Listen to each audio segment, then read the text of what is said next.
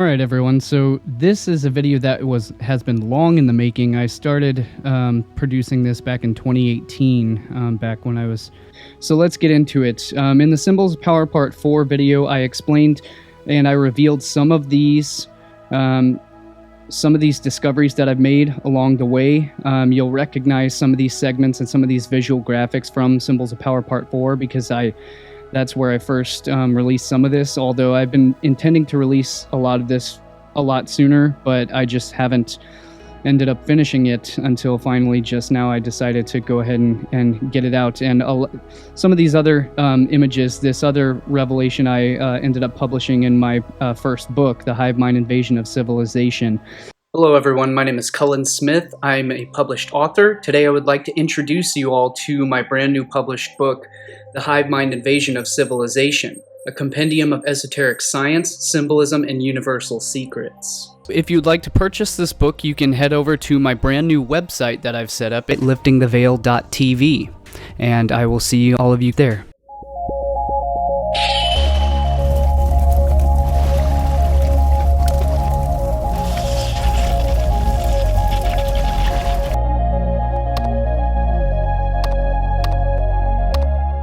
So you will recognize this star tetrahedron, the entire sacred. I've mapped the entire, and this is an original discovery. I know that a lot of people will take offense to me saying that, but I take a lot of pride and responsibility in making that claim because although there have been numerous conscious artist depictions where they just happen to, just haphazardly draw the flower of life or the Metatron's cube and sacred geometry over the human body and representing the human torus field. There are tons of artworks that have done that, but nobody up until this point has done the exact precise pinpoint, has actually mapped to a pinpoint precision every single musculoskeletal structure and how it is entirely mapped out by the flower of life sacred geometry until I have done this just now. So I take a lot of, I know I take a lot of responsibility in making that claim, and I make it humbly because that is just the facts.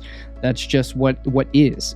Nobody has put together this exact mathematical sacred geometrical structure of the human anatomy, musculoskeletal anatomy, as well as energetic physiology, the way that I have done it in this presentation. So I take a lot of pride and responsibility in making that claim, and I put that out there because I published it in the book, and we'll be publishing a lot more. There's so much more that goes into this in my upcoming books that I haven't published yet, and this connection, this is only a small grain of sand on the entire beach of synchronicities and symbolism and mathematical structures of the entire human anatomy that I've mapped in all of my works that will be revealed in due time.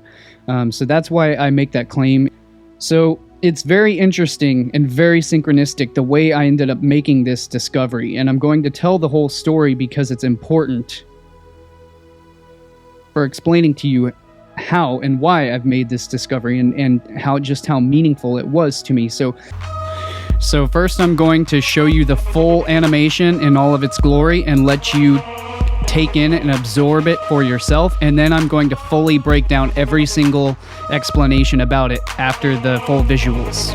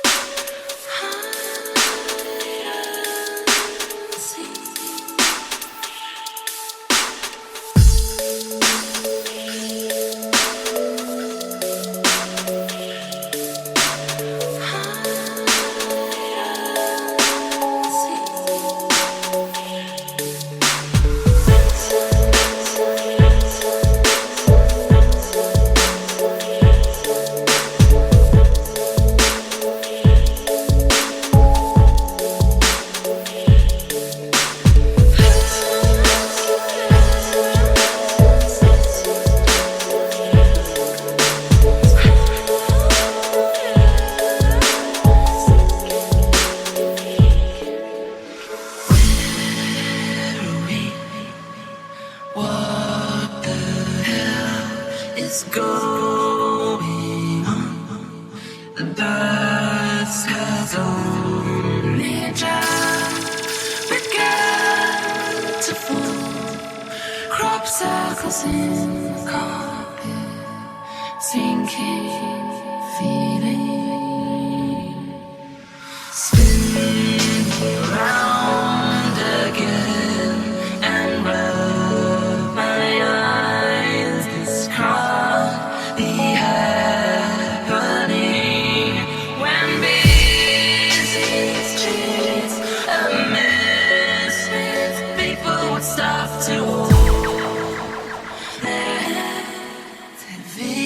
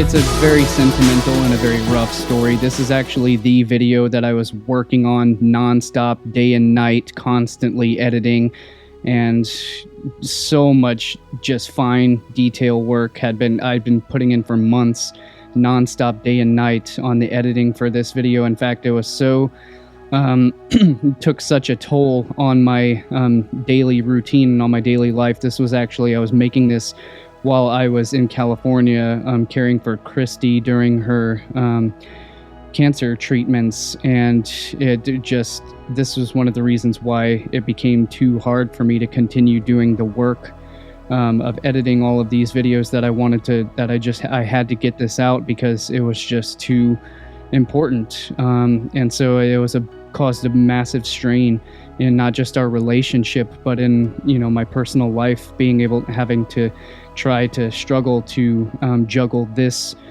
production along with, you know, my personal responsibilities, and it just became too much and too hard to deal with. But that's just a very personal and a very sentimental issue. So this video hits very close to my heart, and it means a lot to me, and it's very sentimental for what I've done with this video. But that's aside from the point.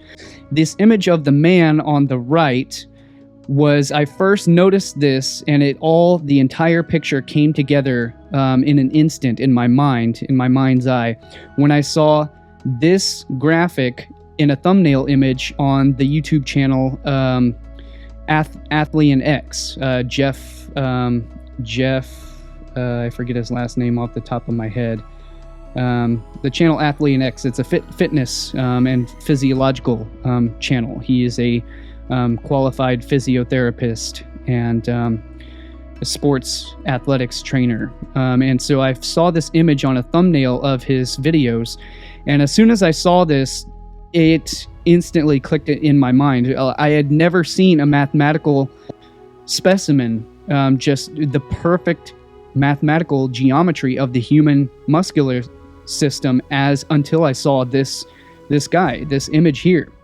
And I don't know where the original source of the photograph comes from, but I managed to track down a source of the photo and was able to do some editing to where I could show the entire mathematical perfection and symmetrical sacred geometry of the human muscular system. And this guy is literally the epitome of mathematical perfection, and that is how we see the entire mathematical geometric structure of the flower of life geometry becomes very apparent in how it forms the morphology and the structure of human anatomy, the musculoskeletal system, through this perfect genetic expression. And so the more perfect the DNA health and the genetic expression is, the more perfectly and mathematically symmetrical it reflects the physics of phi ratio of the golden ratio of the golden mean, and the vortex mathematics of the structure of space and time itself. So the more perfect our genetic potential is, the more perfectly our physiology, our morphology of our body begins to express and depict the perfect mathematical structure of space and the universe itself, which is what I saw instantly when I saw this guy's anatomy. And what cued this trigger for me is the musculature of the trapezius and the scapula, the rhomboids, the trapezius here.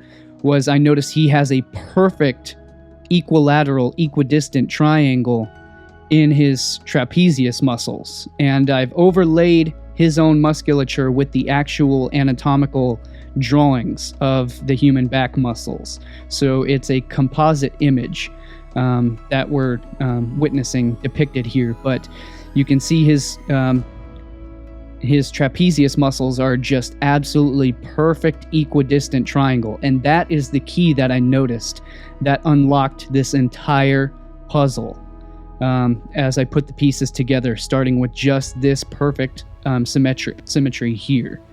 And so that made clear his extremely wide lat muscles are extremely wide with a very narrow waist. So again, it's following the perfect hyperboloid, a very prominent hyperboloid structure at the core of the torus field.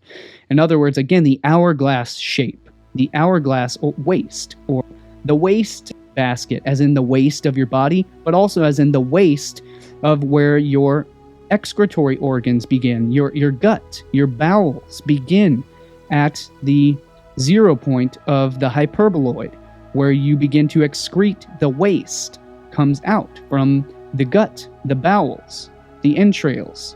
What we're witnessing, as I showed and disclosed in Symbols of Power Part 4, is the structure of the human anatomy, or the waist. What I play on words, I call it the waste basket, because the waste basket, the shape of the waste basket, again, this is called the hyperboloid, and the hyperboloid is where we get the term hyperbole. And it comes from it is the core of the apple. It is the mathematical core of the torus field, and it is the very mathematical vortexial structure that gives the structure of torsion. It gives the physics of torsion, which gives us the word torque.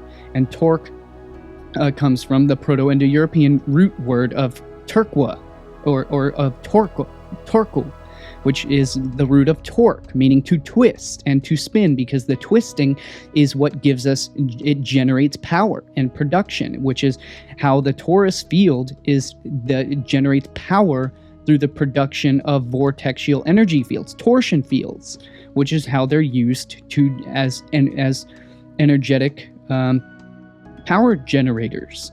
So this is how these human waste and this hyperboloid structure is representative of the musculature, of the muscular power of the human core. We call it our trunk or our core. The human torso, which torso in itself literally comes from an anagram of toros, and which itself is just from the root word of torsion, because the torso is what allows us to twist, and it is the element of twisting, which is where we get the word torque from, which is the root word of the torus, which is the root word of torsion, because it's everything is made up of electromagnetic torsion fields. And this is why the torso is literally comprised of the vortex mathematics, of the torsion field, magnetic energy, of the phi ratio torsion field, which is literally what the human torso is, the torsion.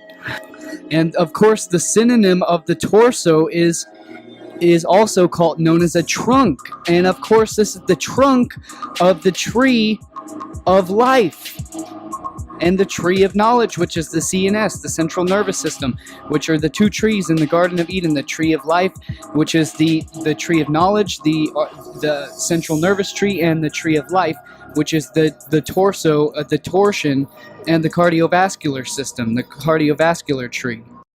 And physiology. And so it's the very structure of the human torus field, and of the auric torus field.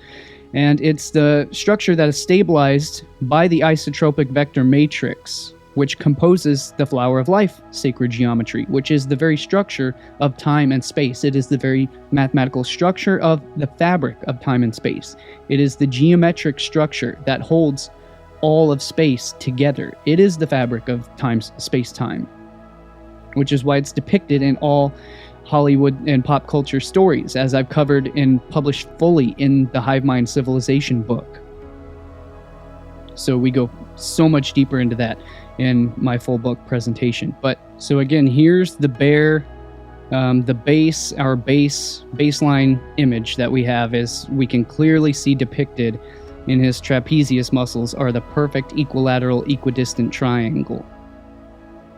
And that is the core, the very core. That is the very piece of our entire sacred geometrical mathematical structure of the human anatomy. Begins with this, basically the equilateral point, the points of equilibrium. And although it's not it's not 100% perfect, obviously but he's almost. I mean, this is literally as absolutely mathematically perfect a physique as anyone I've ever seen ever in my life. It is the absolute pinnacle of the perfect mathematical physique. I mean, it can't possibly get any better, any more perfect than this. And I will demonstrate that here throughout this presentation. So we'll start with what I've depicted here is the first structure, or the first energetic impulse that actually gives rise to this structure, and that is the Marco Rodin's vortex-based dynamics, his vortex-based mathematics of vortex geometry. And that's what we witness here being depicted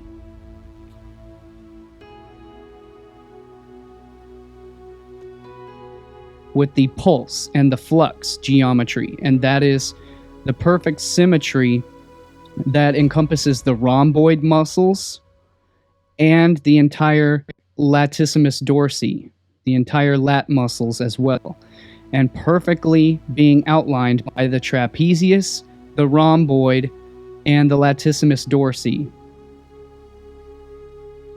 And it follows the perfect pattern all the way down to the sacrum bone. And then we'll notice that the 0 point of flux of the vortex, Marco-Rodin vortex dynamics, meets right here at the center point, where both the trapezius come to a head, come to I forget anatomically what these are called, the anchor point, where the muscle anchors to the actual, to the bone, to the skeletal system, as well as where the latissimus dorsi perfectly meet at this 0 point right here, directly corresponding with Marco-Rodin's vortex-based mathematic geometry. And then the upwards, the 369 axis. So in vortex math, these points are marked by the doubling circuit, what is known as the bounded infinity here, or in other words, this rectangular figure 8 pattern of flux, pinpointed by every single pinpointed structure, where the 1 is exactly the anchor point of the scapula, skeletal structure, exactly anchors right here on the scapula. And then number 2 anchors right here at the edge of the rhomboid muscle. And then number 3 is a 369 axis, which is essentially, it is meta. It is beyond the axis of, it's sort of the intangible axis, which is why it's basically not anchored to the actual physical structure of the body. And then the 4th anchor point is right down here at the base, meeting with the sacrum, at the base of the latissimus dorsi, along with number 5 mirroring that, number 6 mirroring that, number 7 mirroring the rhomboid as well, and number 8 pinpointing again at the left scapula right here. And these are the anchor points of the trapezius muscle. It anchors right at that point of the scapula. And our 369 axis anchors, or it doesn't anchor, but if it did, it would anchor right here at the spine, at the peak of the upper head of the trapezius, right at the base of the neck, right at the pinnacle or the peak of where the trapezius muscle anchors to the spine. And so let's move on to our next geometry that I've mapped after the vortex math of the muscular system. And so what our next layer of sacred geometry is, this is known as Metatron's cube, or in other words, known as the star tetrahedron. And this is one of the basic sacred geometries that has been drawn by numerous artists, conscious artists, countless times, in tons of artwork. But it's always just sort of been haphazardly drawn over the human body. It's never been actually shown to be the actual morphological structure that creates the human form, as I've clearly depicted here. 100%. This is conclusive evidence. It is indisputable. Nobody can dispute this evidence. It is self-evident on every point of reference. There are tons of people who do these sorts of correlations haphazardly that don't actually correlate to anything objective, such as, for example, not to detract from anyone else's works or things that they try to put out. And unfortunately, none of it literally has any objective points of reference that are actually hold up to scrutiny. Like when you actually use objective points of reference, it all falls apart. It's all basically just arbitrary speculation that essentially just a reach, a very long stretch, trying to portray things that are not actually objectively there, which is not what my work does. It is 100%. It is proven conclusively. It is here on every aspect. So the very center, the 0 point of our Metatron's cube, of our sacred geometry, is right here at the very center point of the trapezius muscle, where it anchors to the human spine. This is our 0 point right here, and it happens to be just at the very pinnacle of the very peak, or the apex of the ventricles of the human heart. This is exactly where the blood and it is where the center point of equilibrium, where our blood contracts and of the pump of our heart, where our heart doesn't actually pump, it is a centripetal vortex that actually implodes and circulates the blood throughout the body that way. But the very center point, the 0 point of convergence, is right here at the pinnacle, the peak of the human heart is at the 0 point of our geometry, and it is objective. And so that we can notice every single point of reference here. Okay, so if the arms were lowered down towards his side, this is what would be our 369 axis down here. If his arms were, instead of raised up, if they were lowered down at his side, this would be exactly where the arms would be located. And every single point of reference, from what is the entrance of the vortex of our torus field this is what causes the cowlick, or in other words, the vortex, the whirlpool, the vortex on the back of our skull, where our hair is in a vortex spiral, because this is the very top. It is the peak. It is the entrance of the opening of the torus field, of our human energy field. And we can notice every single point of this of the packed spheres of the star tetrahedron, or Metatron's cube, is what creates the very. You can see that it's the spheres that give these spherical structures to the muscle groups.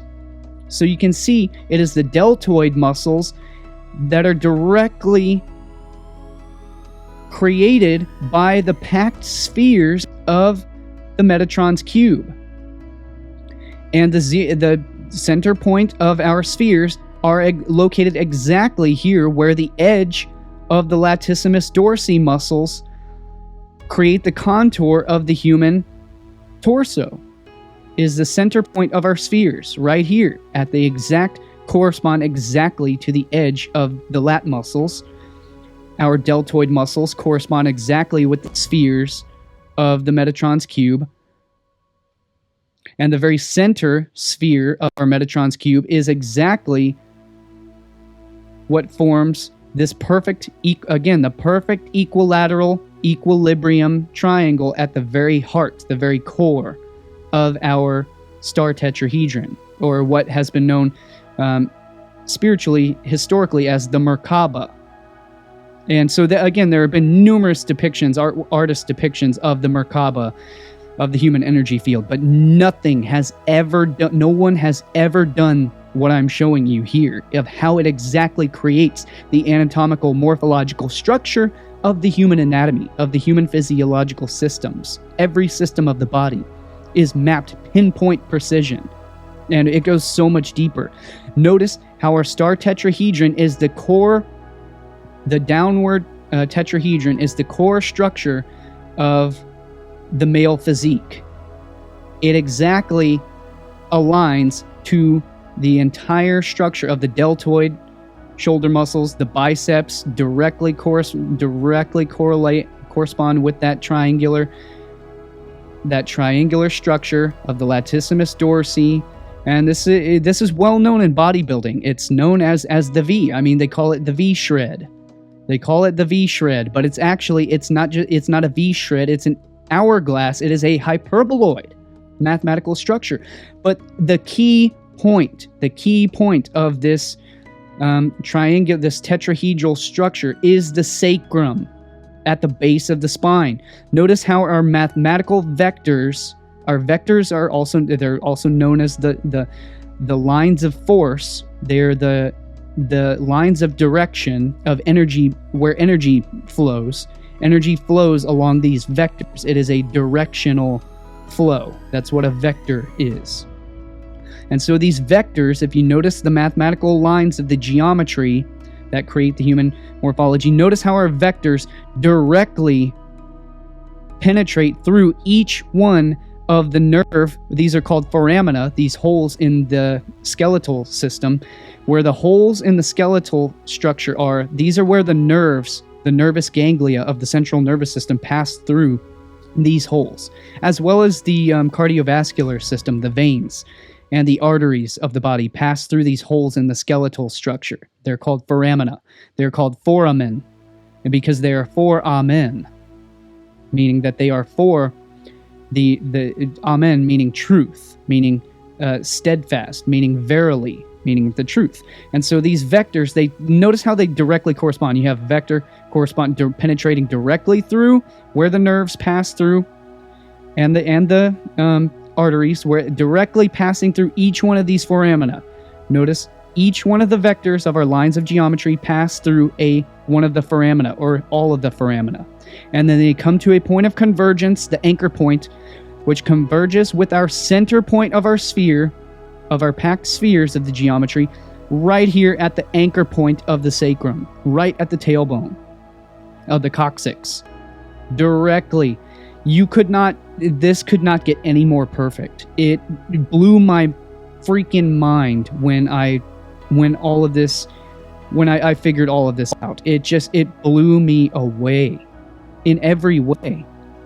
Notice that our angles, our vectors, directly form the structure of our vertebrae. And every one of the vectors creates all the muscular structures. Notice that our vectors, again, our vectors of the geometry, is what creates the upward angles of the trapezius muscle at the upper trapezius here. Right here, directly corresponds.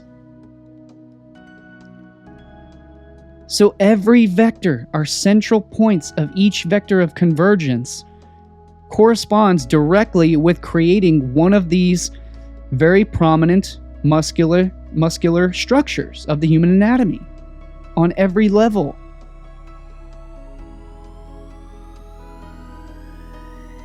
And so again, notice the flow and the flux of the energy pattern.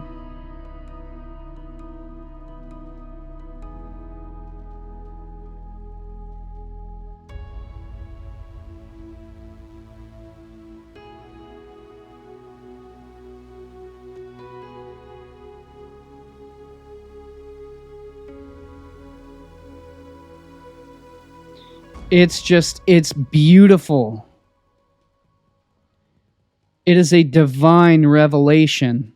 And so again, here's a perfect composite view of the very spark at the center of the heart, at the very pinnacle or apex, or the very 0 point of the entire structure converges. The 0 point of the spark of ignition that drives the entire energetic engine of the human physiology is exactly the spark of the heart, directly in the center, the fire in the middle. This is exactly the 0 point of energetic combustion, or implosion, rather. The central point of that unifies both combustion and implosion, where the two forces of physics, of nature, unify directly at the levity point between gravity and levity, between gravity, which pulls downward force, and levity, which is uplifting force, at the 0 point of the human heart, right here at the spark of ignition, which corresponds directly with, again, as above, so below, and it's a tripartite. You have the sacrum of the lower nether regions, you have the midpoint, or Midgard, Middle Earth, at the center of the heart, and then you have the upper, the heavens, the point of convergence at the center of the skull, or the base of the base of the skull, essentially. The 0 point corresponding to what we covered in Symbols of Power Part 4 film is actually the optic chiasm. Rather than the pineal gland in the brain, the point of convergence, the 0 point, is actually the optic chiasm. Not the pineal gland, it's the optic chiasm. But let's move on to see what else I can explain here. So right here, I show you how also directly corresponding to this massive sink of mathematical structure of the geometry of the human body is what's known as the 64 tetrahedron grid, or otherwise known as the isotropic vector matrix, which is a very complex way of basically, it is the entire structure. Nassim Haramein Resonance Project has elaborated very extensively on this specific geometry and this specific mathematics here. So that is exactly what ties into this this piece and this discovery that I've made as well, of how it actually creates the entire muscular structure.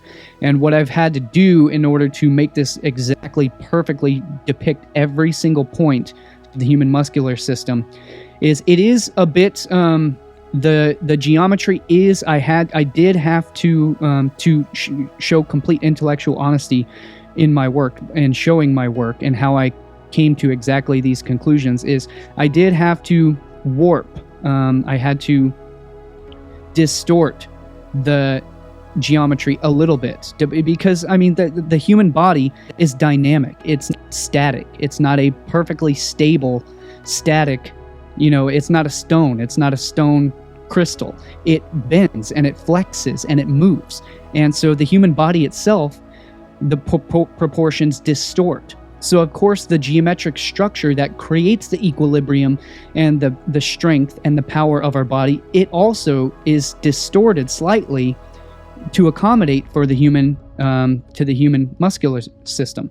But what I've done here is that shows the lower portion of the human torso, in other words, the waist of the hyperboloid, is it's actually two isotropic vector matrices interlocked. They are overlapping and overlaid. So one is overlaid on top of the lower. You have an upper and a lower, but they are directly overlaid on top of each other.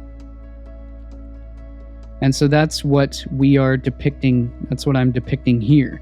And it also directly corresponds with the Marco Rodin's vortex mathematics geometry. Again, notice the entire sacred geometry directly corresponds to the isotropic vector matrix. So Marco Rodin's vortex math perfectly syncs with the isotropic vector matrix, which again, the reason why is because it is all the core mathematical structure of the torus dynamic, of the torus vortex math. But I haven't seen anyone or anywhere else that has actually directly synced Marco Rodin's vortex math geometry on top of or inside of the vector equilibrium.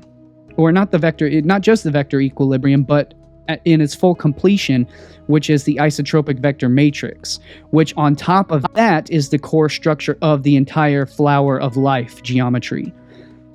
So this is the total synthesis of Marco Rodin's vortex math geometry with the flower of life geometry. And maybe I'm perfectly open to being, to correcting my mistakes if I'm wrong, but as to this date, I haven't seen anywhere else that is directly synced Marco Rodin's vortex math geometry into what basically would be most prominently known as Nassim Haramein's Resonance Project depictions as the isotropic vector matrix. Although I don't think forgive me if I'm wrong, but I don't think he is the one that actually discovered the 64 tetrahedron grid or the isotropic vector matrix. I don't know, I haven't personally corresponded with them, so forgive me if I'm wrong.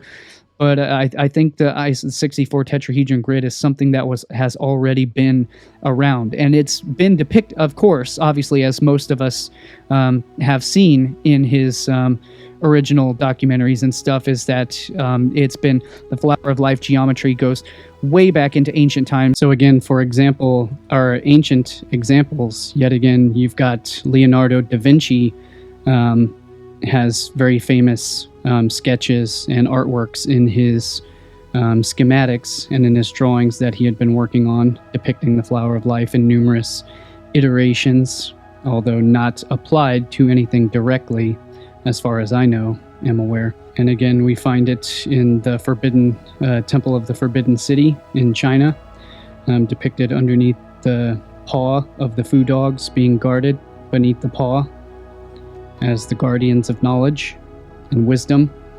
And again, examples depicted, ancient examples inscribed on the temple walls of the Osirian temple in Abydos of Egypt.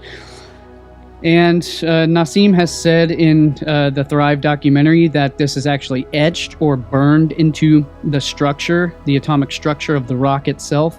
But of course, I mean, I don't think anybody really has any objective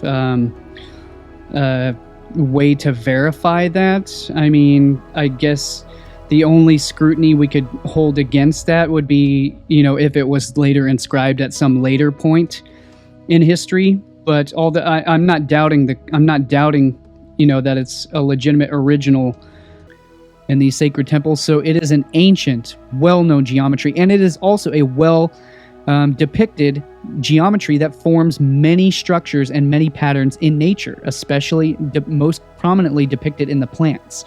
But other than the plants, I'm the first one to show how it directly creates the morphology of the human body here.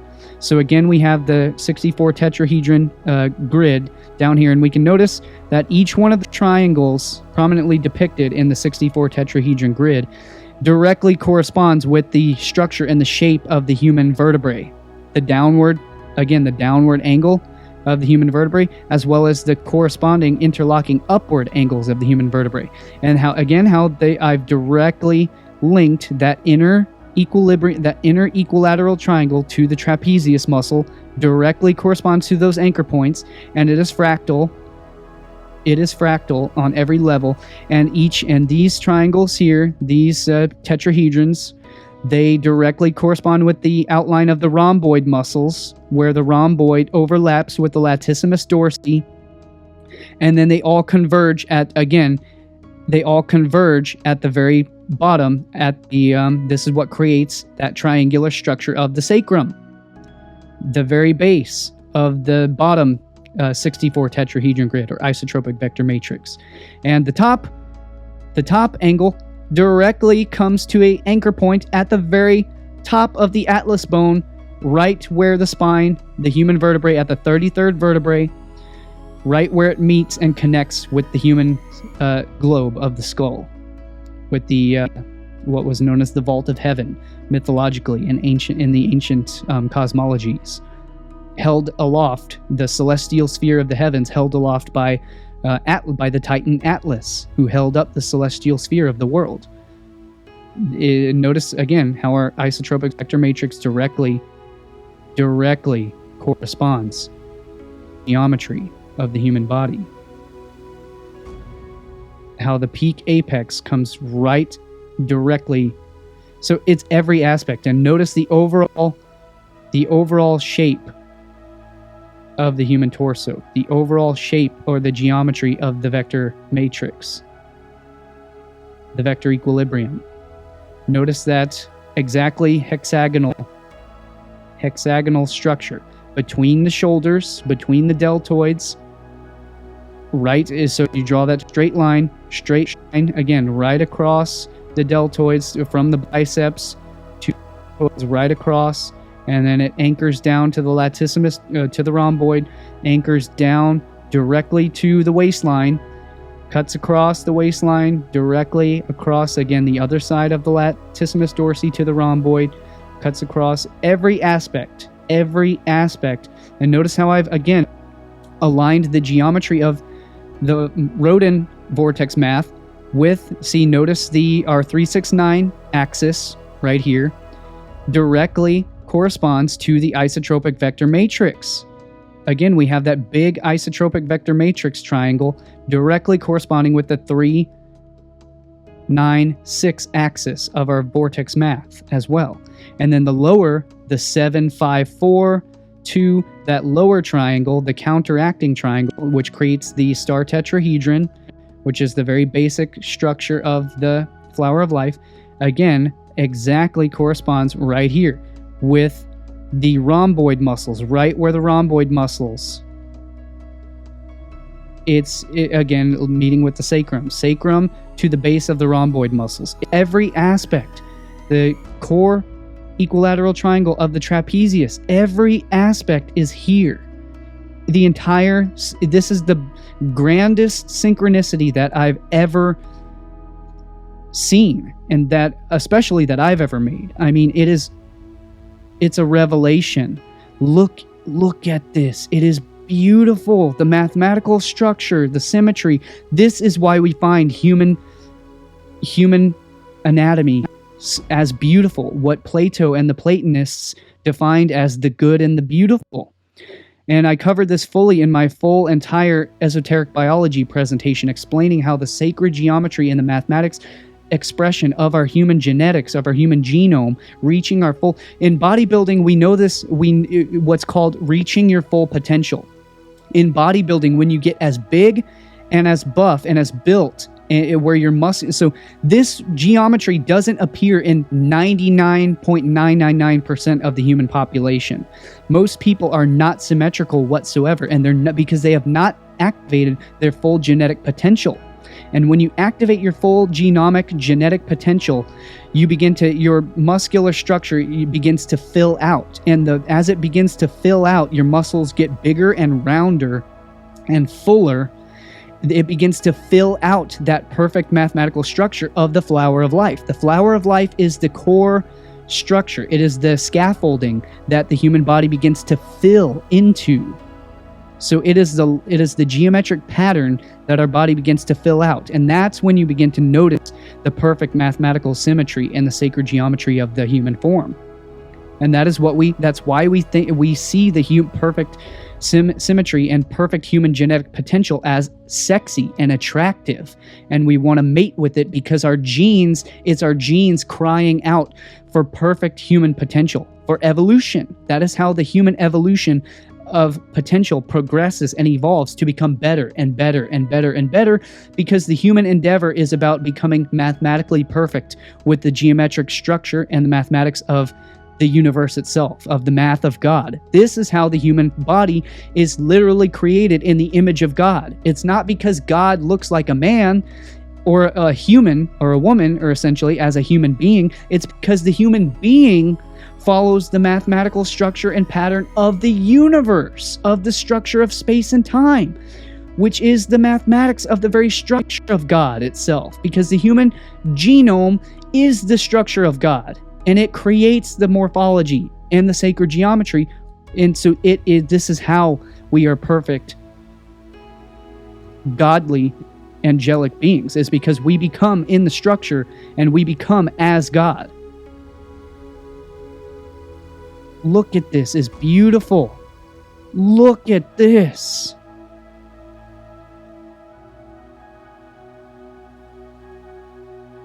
Notice the flux fields. And so here we notice Metatron's cube, the hexahedron,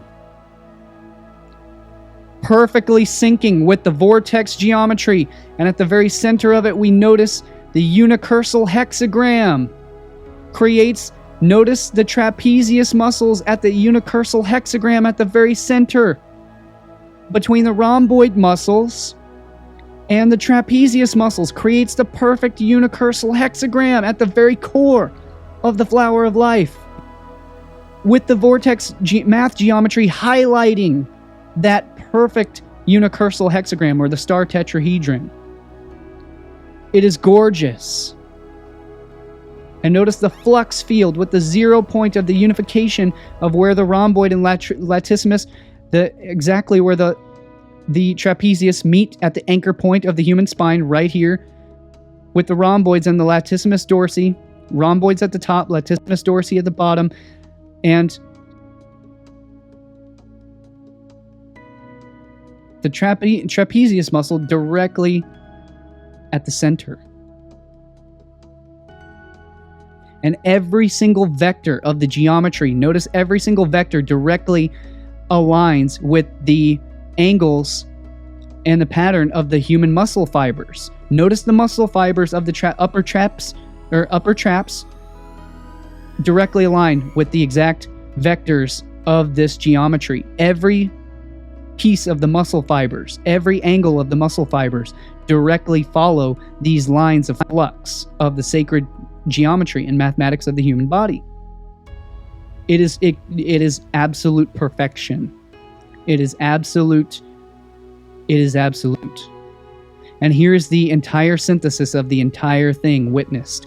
We notice now the flower of life geometry is a set of packed spheres. If you pack spheres as close as mathematically possible together, they are overlapping and intersecting. And that intersection of the spheres of the geometry is what creates every line and vector of force. And we can notice the completion of the entire structure here. So we notice again the isotropic vector matrix at the very heart, the core of it. We notice the very center triangles with the 0 point at the very center of our trapezius muscles. We notice the peak or the pinnacle at the upper trapezius where it unites with the human vertebrae at the base of the skull. We notice again, everything I've already pointed out, just more clearly depicted here as I've overlaid it. And then most importantly here, what we notice is every single intersection point, every single nexus point of our isotropic vector matrix grid is what creates every single anchor point of the human muscular system, where it attaches to the key points on the human skeletal system. Such again, right here, these anchor points are right here anchoring on the scapula. Right here where the trapezius muscles anchor to what are called in anatomy, these are called insertion points, where the muscle inserts and attaches to the skeleton. Every single point is exactly corresponding with the key structures of the musculoskeletal system. Again, these core points directly correspond to the vertebrae of the human spine. Each one of these is a key strategic vertebrae, especially again at the very base anchor of the sacrum, the coccyx. So right here we notice again how I've overlaid the two isotropic vector matrices that create, so it's not just one, because one is incomplete. It has to have a lower one directly overlapping and interlocking and intersecting with the upper isotropic vector matrix. And the lower one is what creates the lower half of the body. See, notice that our pink one, the isotropic matrix depicted in pink is what syncs and corresponds with the lower portion of the hyperboloid of the human waist. And the upper, depicted in blue by the blue isotropic vector matrix, also shown in green here, as the flower of life is the green is the flower of life. These intersecting spheres, overlapping spheres, is the structure of the flower of life.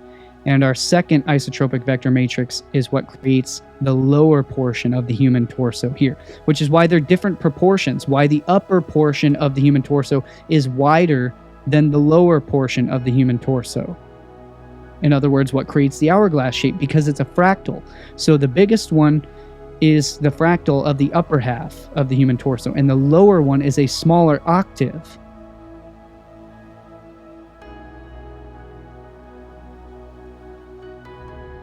And so yet again, just from a different perspective,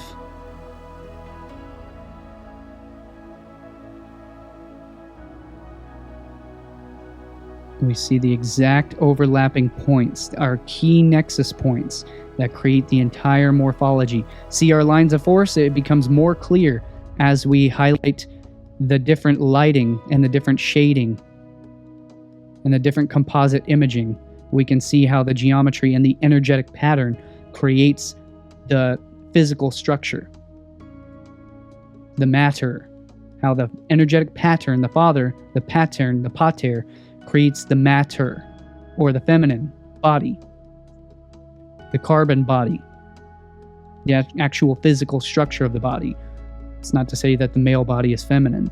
It's just to say that the matter itself is the feminine aspect, because it is implosive. Yet again, it is the completion. It's both. It's the unification of both masculine and feminine physics principles, not gender principles, but physics principles. Again, which is masculine explosion and feminine implosion, which unify again here at the 0 point at the exact pinnacle of the human heart. And again, we notice the interlocking spheres. So these are all a series of interwoven, interlocking spheres. And we can notice how it creates especially the structure of the human bicep, the tricep, the entire circular spherical deltoid. When you get that really full, really perfect genomic potential, it creates that perfect sphere of the deltoid right here, of the shoulders, boulder shoulders. And again, the upward angles of the trapezius, the lower angle, it's all here. So here are clear depictions for you to see.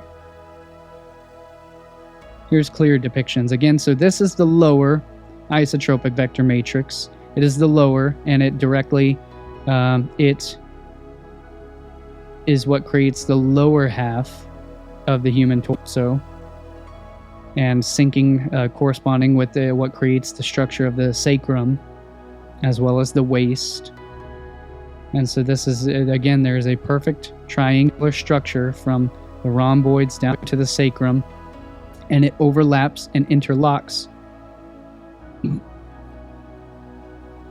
And again, our triangles, our 64 tetrahedrons interlocking, is what directly corresponds with, again, the muscular structure of the rhomboids right here. And again, our anchor points here at the trapezius.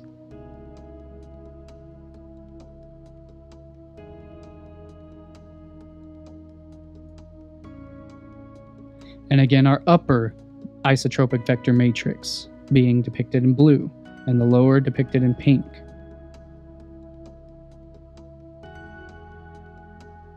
Again, notice the exact sync of the structure of the human anatomy as it fades in and fades out.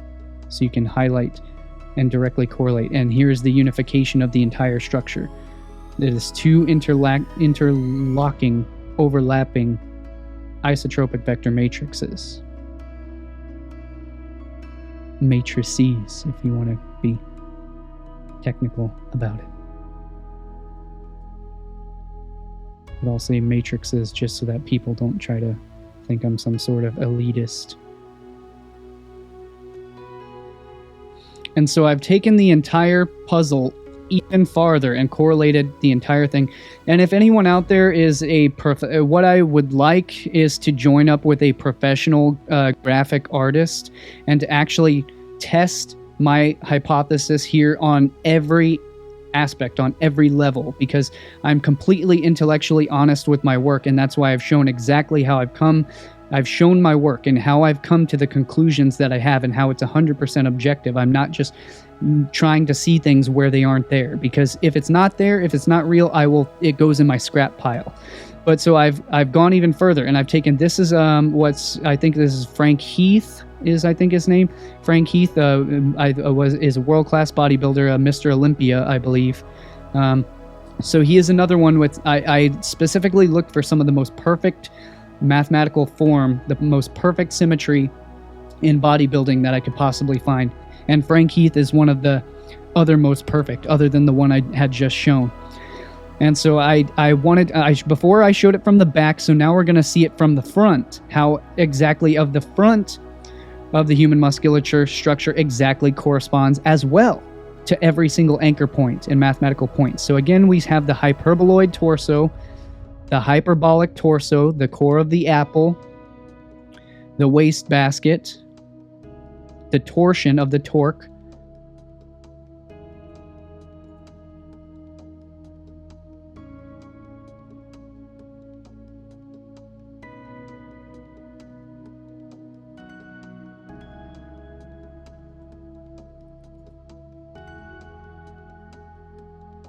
and so again, we notice also the same geometry corresponds to the front, the vortex, Marco Rodin's vortex math.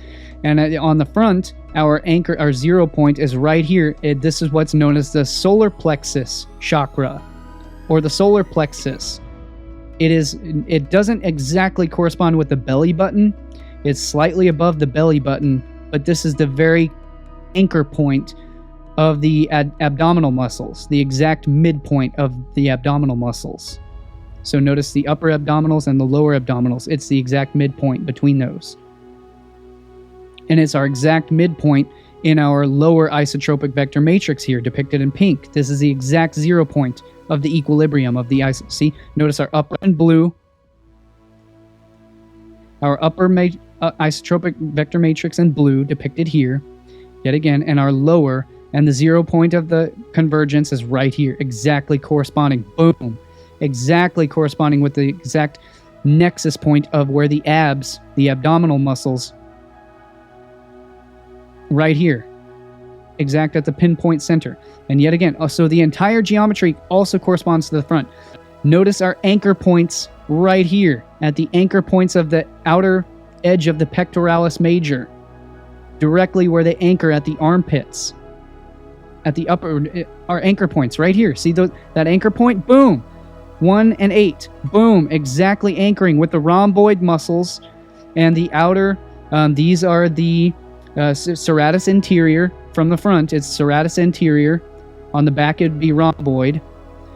How it creates exactly, this is the serratus anterior, the wide V shred, exactly corresponding with our bounded infinity of the vortex math. And our 369 axis doesn't exactly correspond here to the front, because the front obviously doesn't have the trapezius muscles. So of course it's not going to correspond. That corresponds to the back, to the trapezius. But again, our 0 point right here at the human heart is the exact 0 point of the upper isotropic vector matrix, which is this, notice again, the hexagonal shape. It's a hexagonal shape of the human torso. Boom. That's what creates the V shred. The V shred is actually a hexagon shape. It's a hexagonal because, again, the hexagon is literally the structure of space and time itself. Well, it's not actually a hexagon. As I've shown, it's an isotropic vector matrix, which is much more than just a hexagon. But it encompasses all of the Platonic solids, such as the hexahedron, of course. Okay, so let's move on a little bit further and see some of our other points of correspondence. Every single point of correspondence is here, is clearly depicted.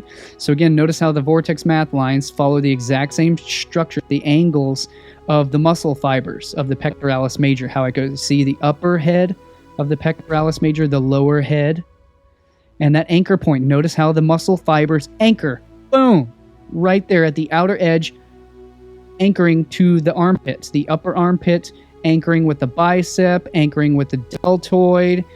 It's the exact anchoring right here with the serratus anterior. Boom, on both sides, anchoring right here. That line, boom, anchors right here. And the muscle fibers, exactly. So you have the midline, which is directly horizontal, the lower and the upper heads of the muscle fiber, and how it directly aligns with the lower edge of the pecs, of the pectoralis major. Lower edge, boom, outlines the pecs. It's that flux which creates the outer edges of the pecs. And it comes to the 0 point right here at the solar plexus chakra. Let's move on a little further.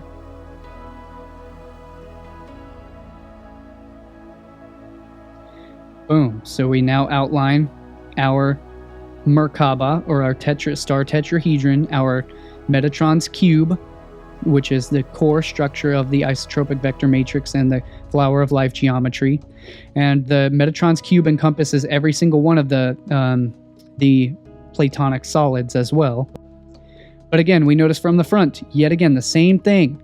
Our anchor points on the biceps to the forearms, boom, anchor point directly outlines, contours the upper edge of the deltoids of the shoulders.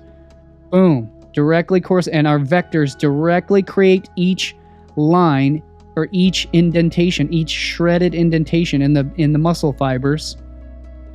Boom, you have the head of the bicep, the lower frontal head of the bicep here, frontal head of the bicep directly center point by these vectors here, anchoring at the edge of the forearm. You again have the spheres, the perfect spheres, spherical deltoid, entire shoulder deltoid structure. Again, look at the beauty of the trapezius muscles. the beauty of the upper head. Boom, connects to the lower point of the chin. Boom, directly contours the vectors of the muscle fibers of the pecs.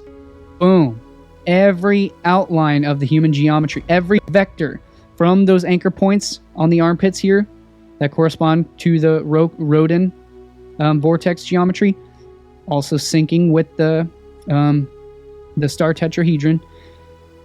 This is a key factor is our placement, mathematical placement of the human heart. Notice how the human heart directly aligns with the angle of the hexagonal angle. This is known as the golden angle, the angle of 137.5. And the angle of the human heart is angled at 23.5 degrees, which is the exact same angle as the tilt of the Earth's axis. And that angle, notice the human heart, boom, it's at an angle structure. The human heart is sort of it's angled. The bottom angle directly contours with this golden angle right here. Boom, hits the center point right at the sternum, in between the two pectoralis, right at the peak of the abdominis major. Boom. The exact center point of the human sternum. Boom, right here. Exactly outlines the edge of the human heart, lower angle of the human heart, how the human heart angles down and towards the left side of our chest. It's because it follows the mathematical angle of the geometry of the flower of life. And again, notice our anchor points right here on the serratus anterior.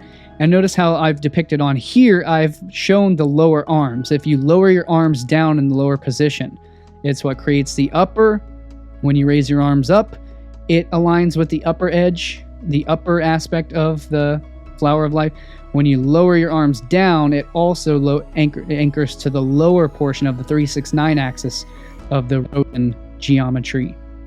And you have, notice again, how the triangular V-shred, as we call it in bodybuilding, the V-shred, directly, the vectors, lines of force, directly again corresponds to the latissimus dorsi and the serratus anterior from the front. From the back, it's latissimus dorsi. From the front, it's serratus anterior. Directly corresponds to the human torso. Boom! The lower abs goes down, directly anchors at the lower points of the human abdominal muscles. You have the center line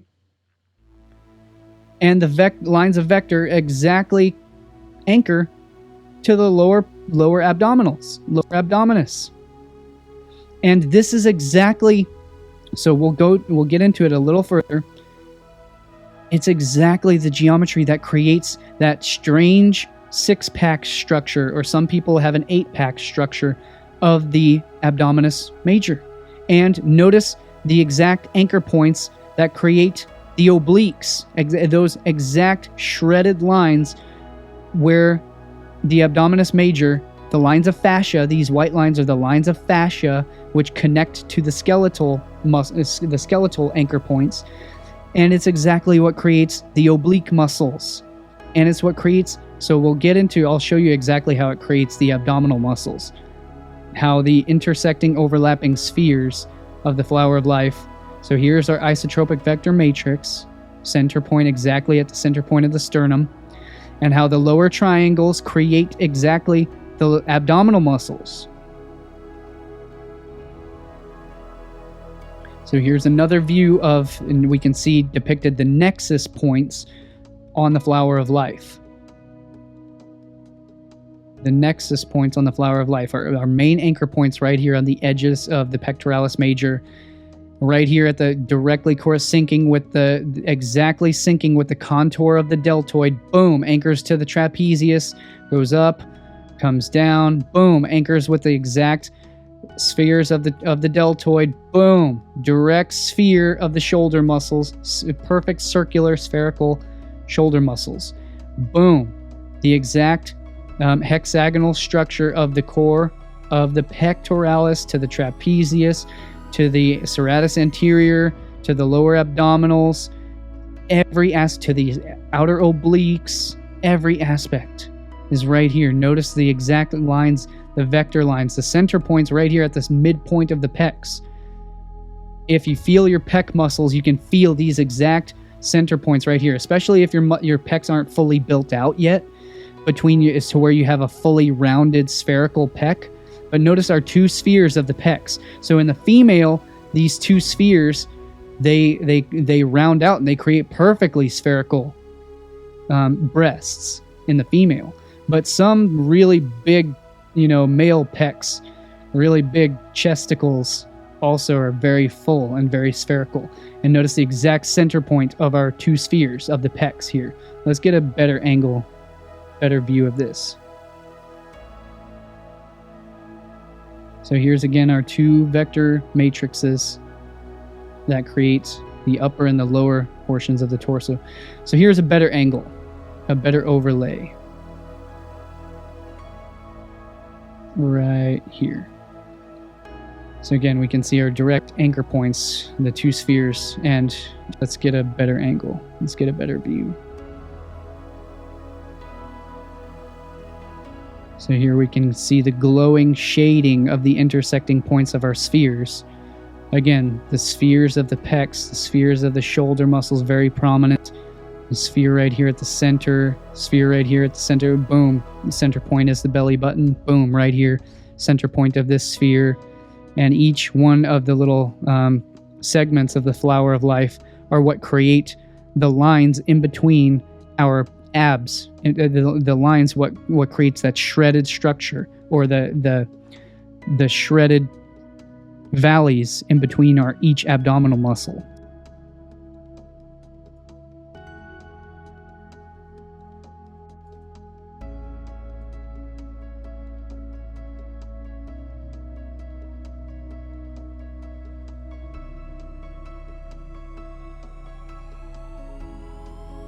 So here's a pretty good transparent, this is a pretty good transparent view of it. So again, we have our center points, boom, right here. Notice these two spheres, boom, perfectly outlines the contour of each very large spherical pectoralis full pec muscle. Notice how each pec, see each one of these pinpoints here, that is each the outer contour of the pec. Roughly, perfectly outlined. With the center of the pec, boom, right here. These two center points, boom. And so this is why it's called the flower of life, because these are the structure that literally creates the flowers in nature. And notice, boom, each nexus point this is the belly button right here, boom, belly button. Exactly with the pinpointed point of reference. So I make sure and align every single point of reference in my work. It's objective.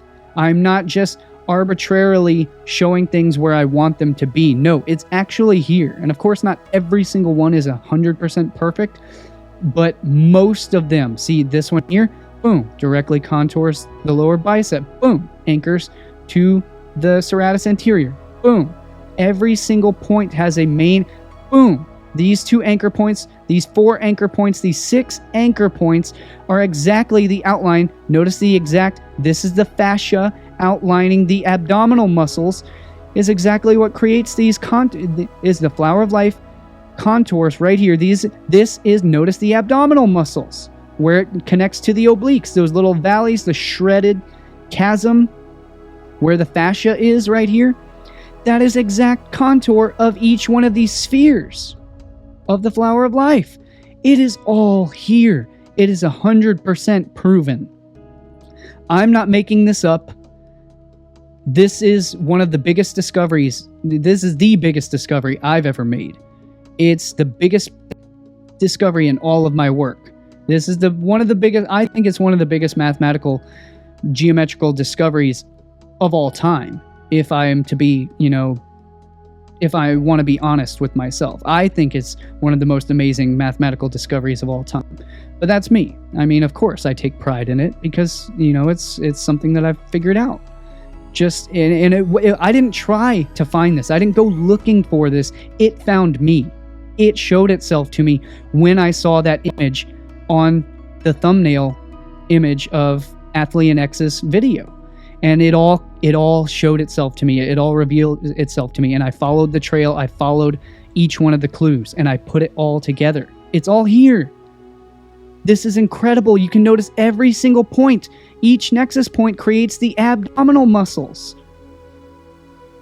You can see how, boom, here, how your upper abs create, you see, it creates this exact lines of vector, this exact vector here. Boom, that connect to the center point of the sternum at the base of the pecs.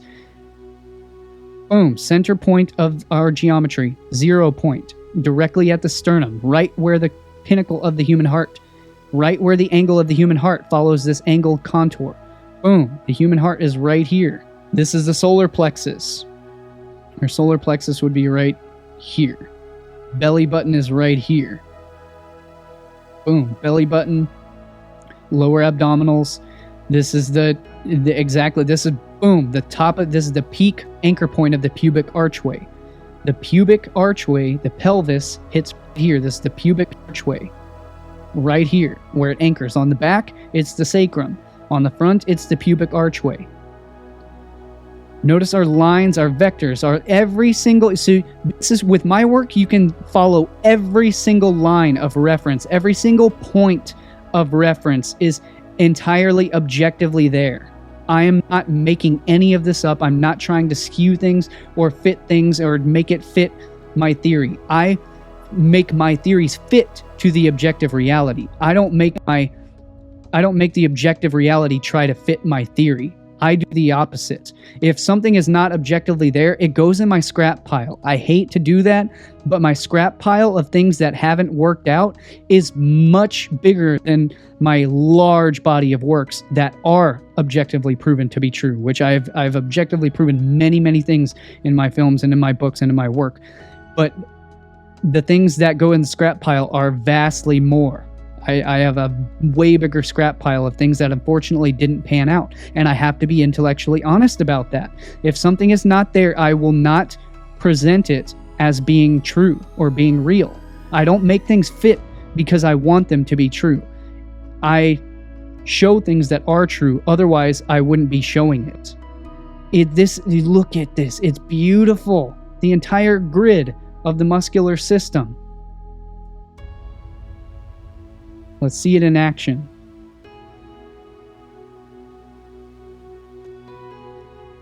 Look at that.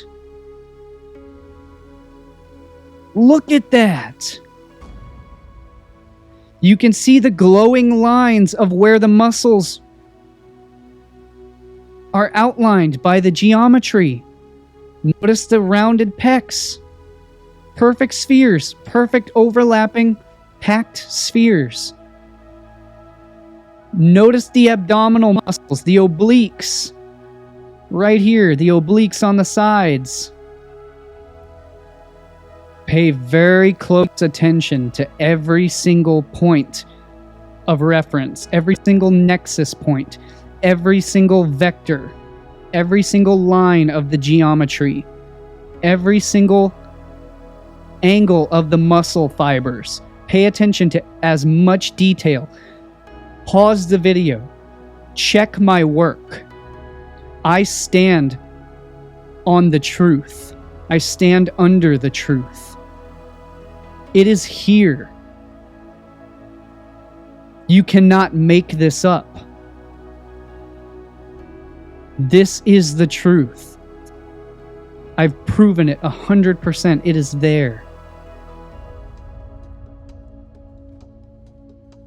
Which I personally believe that it is, but I mean, for argument's sake, I could see how, maybe we could possibly say that maybe it was inscribed at some later point in history. I mean, I don't know. And so yet again, there have been numerous artist depictions. This is more of a symbolic rendition depicting the Kabbalistic tree of life.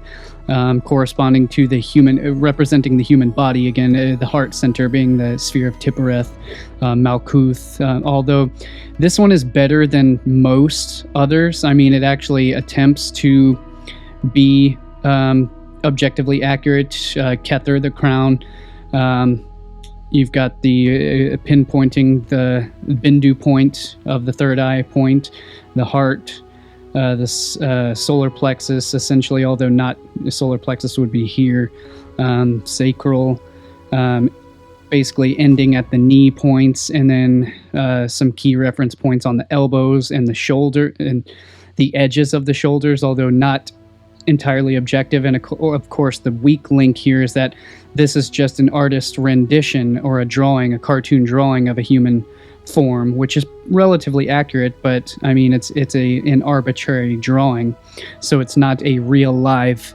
example of the human form. But this one is better than most. For example, most are just like these, which are just entirely arbitrary. I mean, it's nice for artwork, of course. I mean, it's just haphazardly overlaying, the flower of life on the human body. I mean, but there's nothing objective about these. They are not, there's no science involved in it. They're just artistic representations. For example, here's another example, a poor example.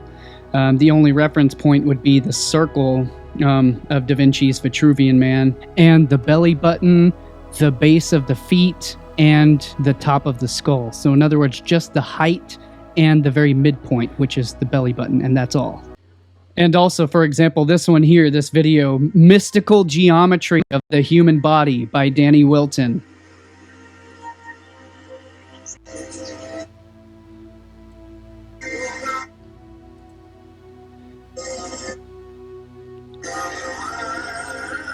See, he just puts a bunch of music over just a bunch of random arbitrary images. There's nothing here. This is what he's notorious. He just randomly, subjectively, and arbitrarily overlays images on top of other images. There's nothing here.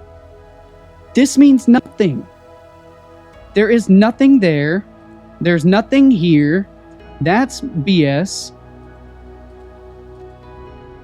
This is BS. There's nothing there. Complex flower. No, I'm sorry. No, that's ridiculous. There is nothing there.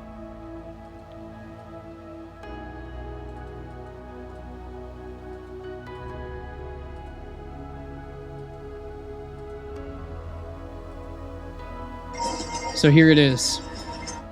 No, none of this is correct whatsoever. There is nothing. This is ridiculous. There is nothing here. Look, he's got just randomly numerous overlays of the flower of life on top of other flowers of life, on top of other multi-layered on multi-different larger scales, and zero of them have any points of reference to anything objective on the body. It's just a picture of the body randomly overlaid on the flower of life. There is nothing here. It's like, what? There's no points of reference. If this is his one point of reference here, attempting to be the pineal gland, that's not the pineal gland. The pineal gland is up here. None of this, I guess he's trying to be the throat, the heart, the solar plexus. None of this is anything objective. This is not the geometry of the human body here. And the flower of life does create, as I've shown, it does form the human body, but this is not it. This is not it here. That is not in any way accurate. What is this? This is ridiculous. There is nothing here. What is that? There is nothing there. That's not the pineal gland. The pineal gland is up here on the back of the thalamus. This is nothing. There is nothing here. It's just random, arbitrary self-insertion. So on pages 85, 84 in my book, this is the geometry. This is the actual objective geometry of the human skull and the human brain. And I'm not going to explain this in depth. I'm just going to show you a cursory preview here, because I'm covering this fully. I'm not going to get into the skull or the brain in this presentation, because that will get way too long. That'll be another 2 hours in and of itself, which I've already got in a almost complete finished separate Symbols of Power film, which is about an hour and a half long in and of itself. So we will cover the geometry of the brain and the human skull in much more in depth in the future films. So I'm just going to show you a brief overview here on page 84 and 85 of my book, The Hive Mind Invasion of Civilization. That is the actual objective geometry of the human brain. 100% conclusive, every single reference point, the math and the geometry fully shown. Page 154 and page 155. Page 157.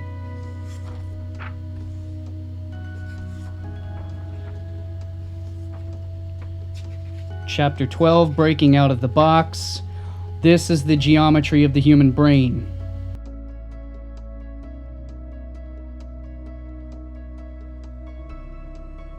Diffusion tensor imaging scan, the cubic wave field of consciousness. We will go so much deeper into this, since it came up. I'm going to show the real deal. This is the real geometry, sacred geometry, and the real math of the human brain. 100% conclusive. And we'll get into that in future films. This is the real sacred geometry and the real math of the human brain and the human skull. Page 168 and page 169. The Throne of God, chapter 12, I believe it is. It is the cuboctahedron. It is the vector equilibrium. It is the flower, which fits in the flower of life, of course, but it is not in any way that anyone else had depicted it. This is 100% conclusive, every single point of reference of every single structure in the anatomy of the human skull and the brain. I will show this conclusively. It is the cuboctahedron. 100% conclusive. The cubic wave fields of space. This is a rough draft model that I'm working on for another full film, Secrets of Yoga, and I do not have skills with 3D modeling, but this could be a lot better, but this is what I have to work with for now. Limbic brain as well as the cerebellum all combine essentially to form a pyramidal structure, or a triangular, perfect, almost an equidistant, equilateral triangular structure within the central axes of the brain. And there's a lot more sacred geometry to the esoteric anatomy that we'll be going through in future presentations, but I wanted to point this out. As I just showed you, is literally the exact symbolism, or basically a fractal representation, in other words, a microcosmic representation of the human body sitting in full lotus position, or in other words, in pyramidal structure. That create the human brain and the human skull. And it is fractal and it is octave, but it is not in any way, shape, or form what Danny Wilton or any others had depicted. This is 100%. I will show. I'm not going to explain it here. I'm just briefly giving you an overview and a preview. But I will discuss this, and it's in the full book, so you can read the full book if you want to get. Although that is just also a brief cursory explanation, but we'll go so much deeper in the future film where I explain the whole thing.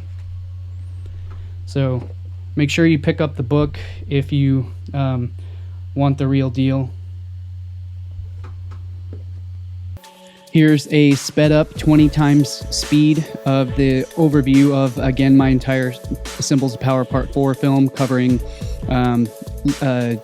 phi ratio as well as logarithmic spiral geometry of the human brain and the human skull, combined, overlaid with the Great Pyramid based upon Gary Osborne's hypothesis. Also further depicted by a friend, Rich Jarvis, at Welcome to the Golden Page, where I've fully illuminated and completely perfected this to an absolute critical detail in extreme depth. So see the full film if you want that full explanation. This is just a sped up overview of what I've depicted and what I've put together in that. Crop circles in carpet, sinking feeling,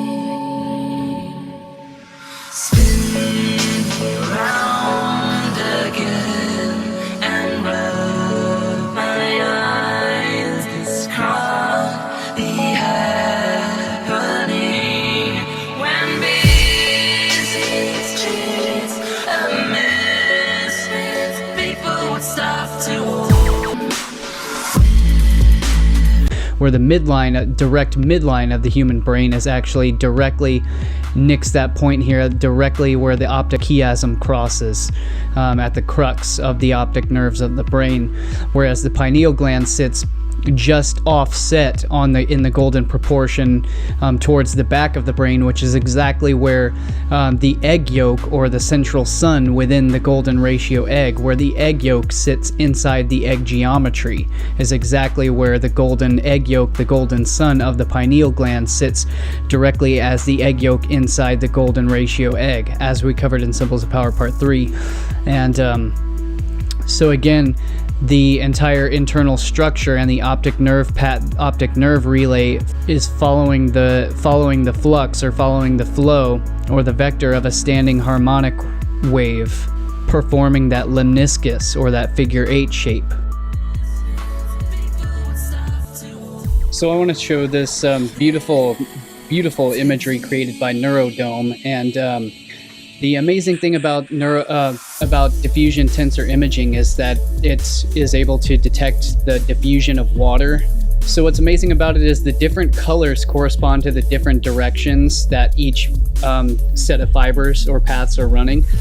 So the green is actually from front to back, and the imaging pathways only run in one direction. The diffusion path of water only runs one direction, and so you're seeing that unidirectional flow. The red pathways run laterally from side to side, and the purple pathway runs from top to bottom, or from bottom to top, runs up and down. And so what makes this so useful is that when there's an injury, it actually blocks the flow of diffusion, and so you can easily observe the diffusion pathways, and you can tell where there's been an injury, or where there is damage done from either lesions, tumors, aneurysms, things of that nature. And so this force that creates this standing wave formation, or this bipole, this dual toroidal dynamic that is found throughout all of nature, and of course it only occurs around electrical filaments, which run on a universal scale, generated in plasma by electricity. These electromagnetic effects, either they tighten, it constricts, and it coils, which is the essence of the Hindu meaning of kundal, meaning constriction, meaning strangling or coiling. Again, as I covered in Symbols of Power Part 2 and Part 3, is the very meaning of the perineal muscles, of the anal sphincter, of the perineal muscles. Literally means is a constricting, a contracting, a constriction, which is an electric force of charge, which is, it creates strength. It's a force of electromagnetism that creates charge, which creates force and power, which is, it creates contraction, which is how all of biology functions. Electrical biology functions through musculature, is through the constriction and the contraction, which generates power. So the greater electric force, the greater electric charge, the greater constricting power, the greater implosive force can be generated. The plasma Z-pinches are of special interest to the electric universe theory, especially those with the natural result of pairs of Birkeland currents interacting with themselves. In other words, these standing motion waves. And of course, this is the structure that creates the entire physiology of the human brain. It's the structure that creates so many forces also throughout nature. It's literally the hyperboloid, which, as we covered back in the previous films, we covered the various aspects of the toroidal dynamic of the brain, and we'll cover this much deeper in future films as well. But so this is the toroid, the very heart, the very core of the toroid itself is the Z-pinch, is the hyperboloid. It's literally the Holy Grail, as literally depicted in Steven Spielberg's Raiders of the Lost Ark, Indiana Jones. The correct Holy Grail was the one with the Z-pinch, which is the very same shape as it's of the rocket fuel, the rocket nozzle, which is the very same essence that creates the X chromosome of the human, of the male. We can measure the divine proportion from the top of the skull to the pineal gland, and then from the pineal gland directly to towards the posterior of the skull. And we also get the golden divine proportion measuring from the top of the skull to the olfactory bulb, and then from the olfactory bulb to the pineal gland. And of course, we also get it when measuring from the top of the skull to the pituitary gland, and from the pituitary gland to the base of the skull, to the back of the skull. We also get the divine proportion measuring width-wise when we measure from the lateral edges of the skull into the internal curvature of the sphenoid bone, directly where the optic nerves pass through the foramina. So directly at those points of the inferior cranial fossa, or the cranial floor, are these contours where the lower cerebrum hits, and they are directly corresponding to the divine proportion measurements.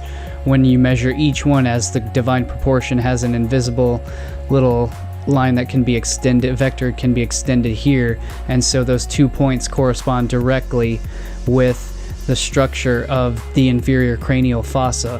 And then of course it can also be measured from, yet again, the pituitary, which hangs directly off the infundibulum, which hangs down directly above the hypothalamus region.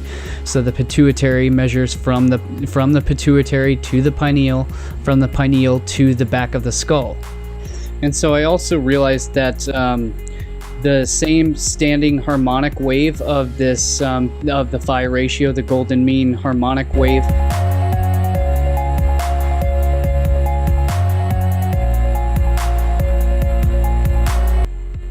that composes so below the belt in the perineal muscles of the female, is a direct above the belt correspondence of the exact golden ratio standing harmonic wave of the optic relay pathways of the optic nerves, which are literally some of the most active and highly lit up neural pathways when viewed from a diffusion tensor imaging scan.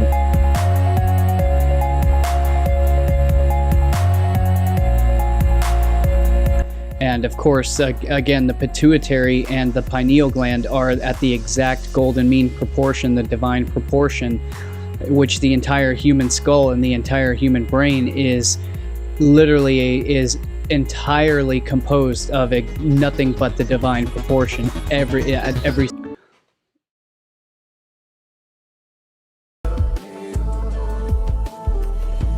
All right, so this is absolutely unbelievable. This is the actual official logo or promo feature for Netflix, for the image promo for the Dark Crystal on Netflix. And it's literally, I mean, how could I make this up? It's literally everything I've just been explaining throughout this whole film. It's literally everything, all encompassed. It's absolutely unbelievable. And Jim Henson, very interestingly, Jim Henson himself is actually an adept theosophist.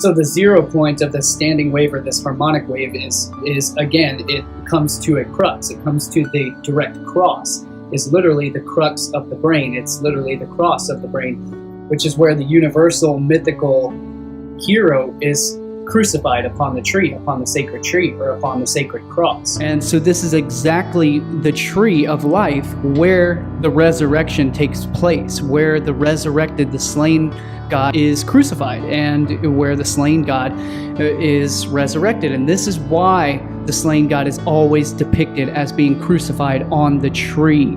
We find this in Conan the Barbarian, crucified upon the tree of woe. Again, echoing this mythology of Woden crucified upon the tree, upon the Yggdrasil tree. And again, the various depictions of Odin are also depicted as the hanged man, again depicting the death of the season, the underworld of Saturn, the hanged Lord hanged upside down upon the cross, what is known as St. Andrew's cross, the cross of the upside down crucifixion. Which again is the essence of the hanged man. So again, the path of the fool of Jesus throughout the year, from the spring to the winter, and on and on and on throughout the path of the sun. So from resurrection from death to resurrection and eternal life. And so again, this crux comes to an exact point to an exact 0 point again at the optic chiasm, which is literally that comes from chi, meaning cross.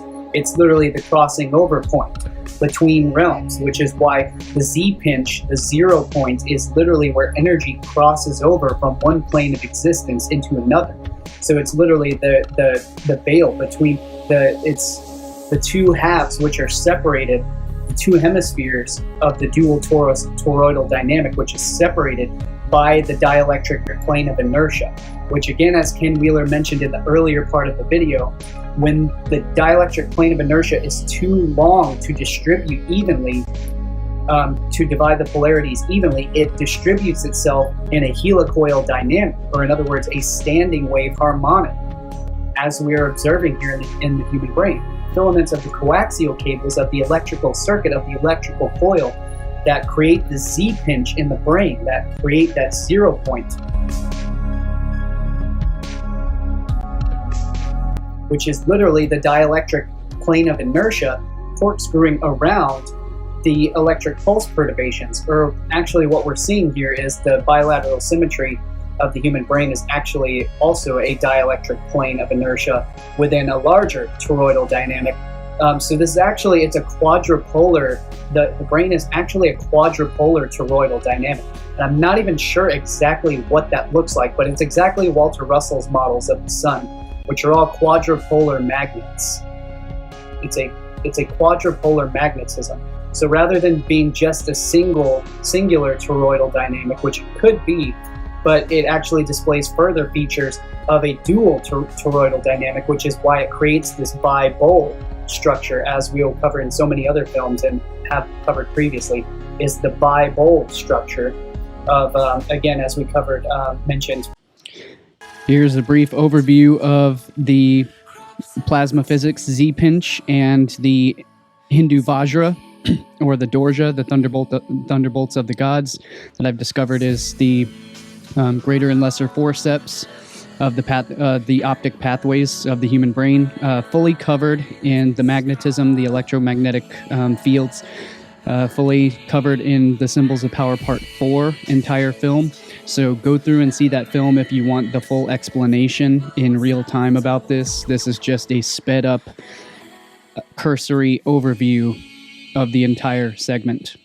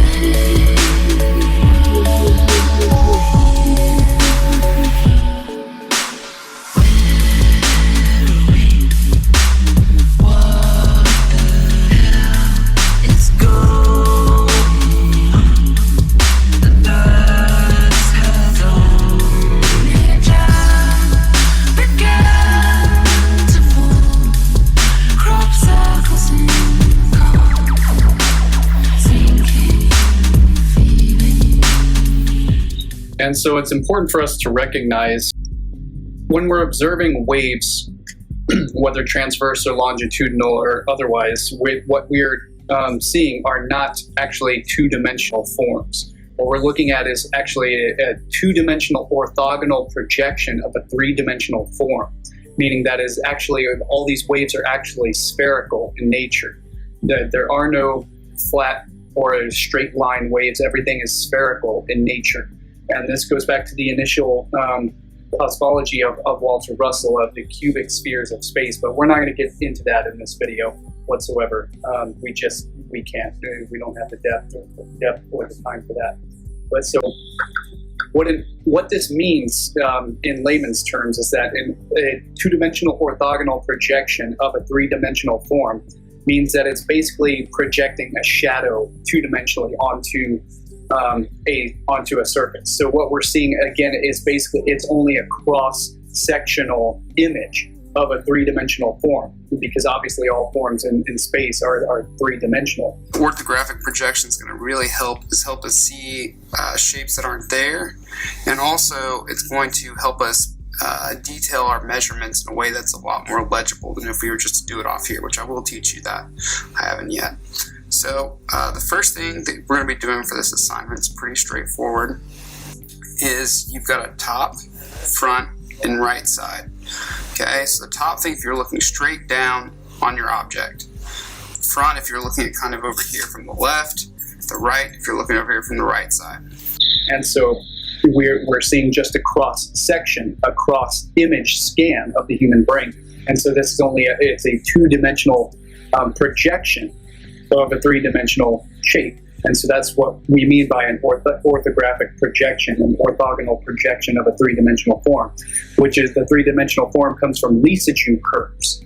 And so this is what creates this analemma, or this lemniscus is from the Lissajous curve, which is actually a toroidal dynamic, so which is actually a dual toroidal dynamic. As we're showing here, is this universal form, this universal structure. Is literally, it's all Lissajous curves, and there's a specific sound frequency. I'm not too great with music or math, so I'm not sure what specific sound frequency creates this biratio Lissajous curve.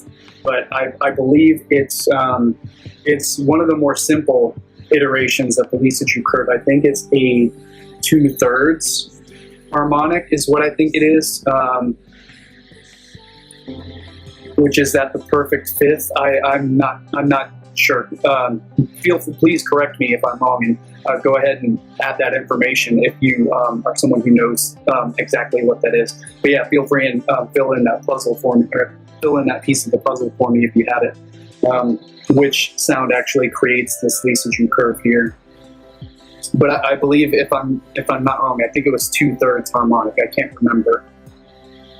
Of the genetic chromosome. It's the same force that literally, we will go much deeper into this in future Symbols of Power series about navigating the maze once again, and some of the other separate ones as well. So we will cover these pieces much deeper.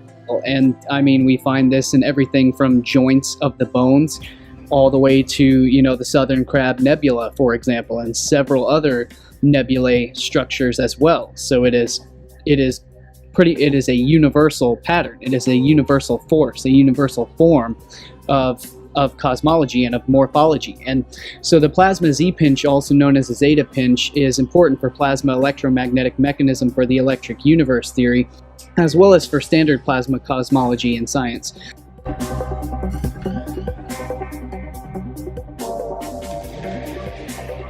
Of the optic nerve. And so this is why we can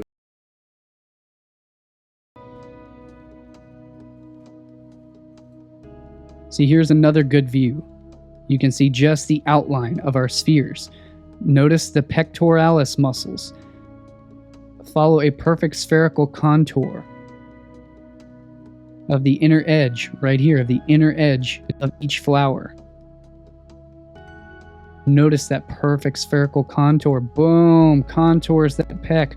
Boom, boom, perfectly contours. Look at the abs perfectly outlined by each intersection of the sphere.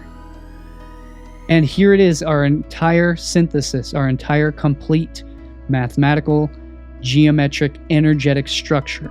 The whole thing, all depicted and synthesized all as one.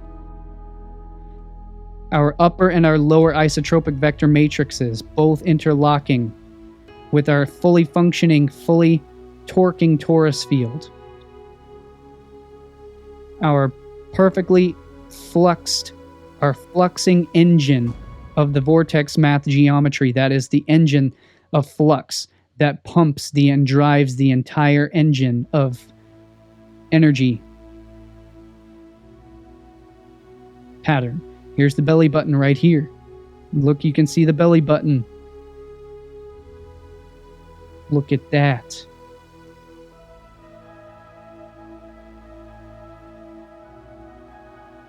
You can see our perfectly zero point symmetrical pumping heart, the central spark of the human heart. Boom!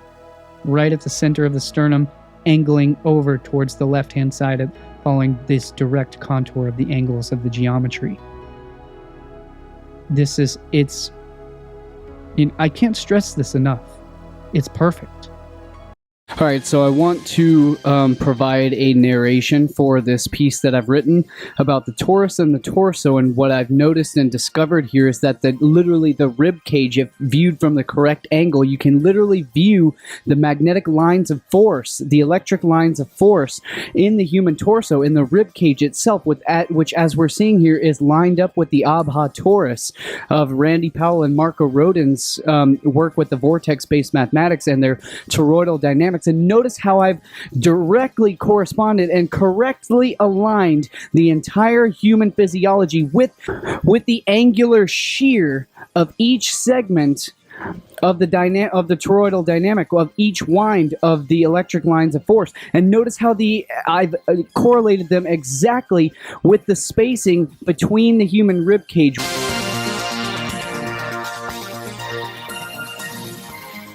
which directly corresponds. And notice how the flux lines of the torus directly create this sort of effect where it literally acts as an uplifting effect up the vertebrae of the spine, how it directly correlates with the exact morphology and the geometry of the human spine, basically with that lines of magnetic flux, basically creating an uplifting or a negation of gravity, which is a counterbalance. It's a counter-rotating current, which creates a counterbalance, a perfect 0 point balance between levity and gravity. So in other words, you are literally at the 0 point. You are literally hovering within that stillness of the magnetism of the human torso. And that's exactly the position and the function of the human heart, lying at the exact 0 point between the exact balance, the exact 0 point between levity and gravity. And of course, levity actually shares linguistic roots with lev, elevate, alleviate, meaning to lighten, to lessen the pain, literally etymologically linked to light. And we will get so much deeper in this in a totally separate presentation of its own. But it's as opposed to its polarity of gravity, which is literally comes from the root of grave, and graven, which literally means associated with death or darkness, downward, the decline of the underworld. The graven, the gravity, the downward force of physics, whereas the levity is the elevating, the uplifting, the alleviation, the lightening and the lessening of pain and suffering and elevation, to get lifted.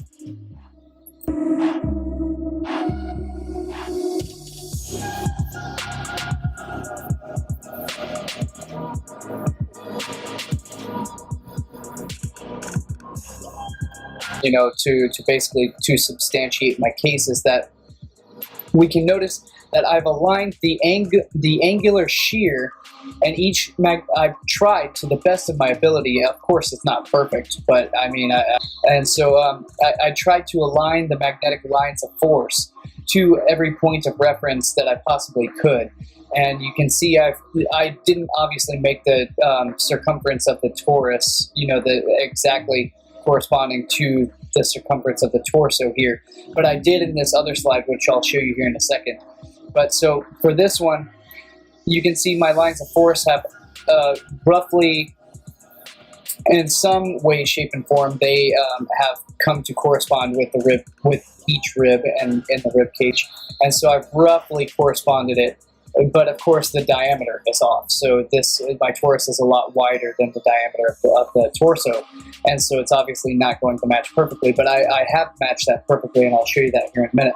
But so I've roughly correlated here, but I've got it larger for a specific reason. It's because these same magnetic lines of force, they come down and they literally, it's what creates the angular structure of the vertebrae of the spine, which have that unique, basically an X mark pattern, which is literally that 0 point between the forces of levity and the forces of gravity.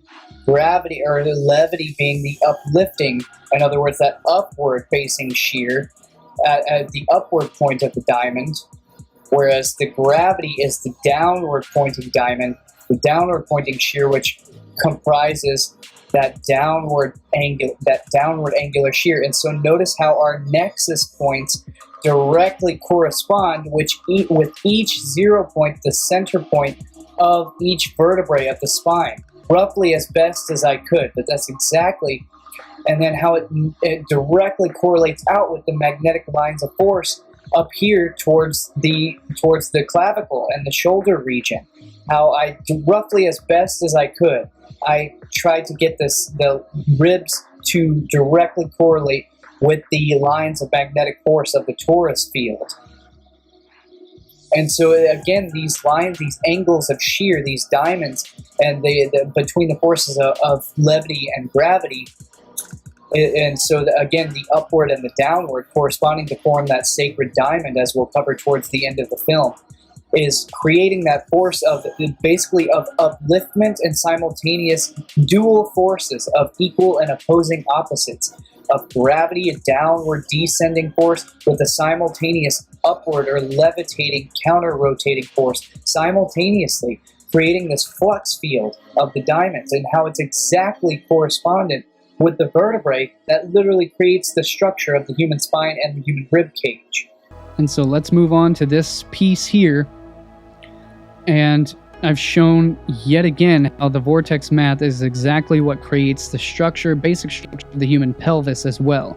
So before we saw it fractal above in the torso, and it's also below in the pelvis, yet again as well. And it is also so above depicted in my other books published and my other future films that I will show. So this is only a small piece. It goes so much further. I'm only showing the entire body structure here, but it goes so much further, and I'm not even going to reveal that in this video.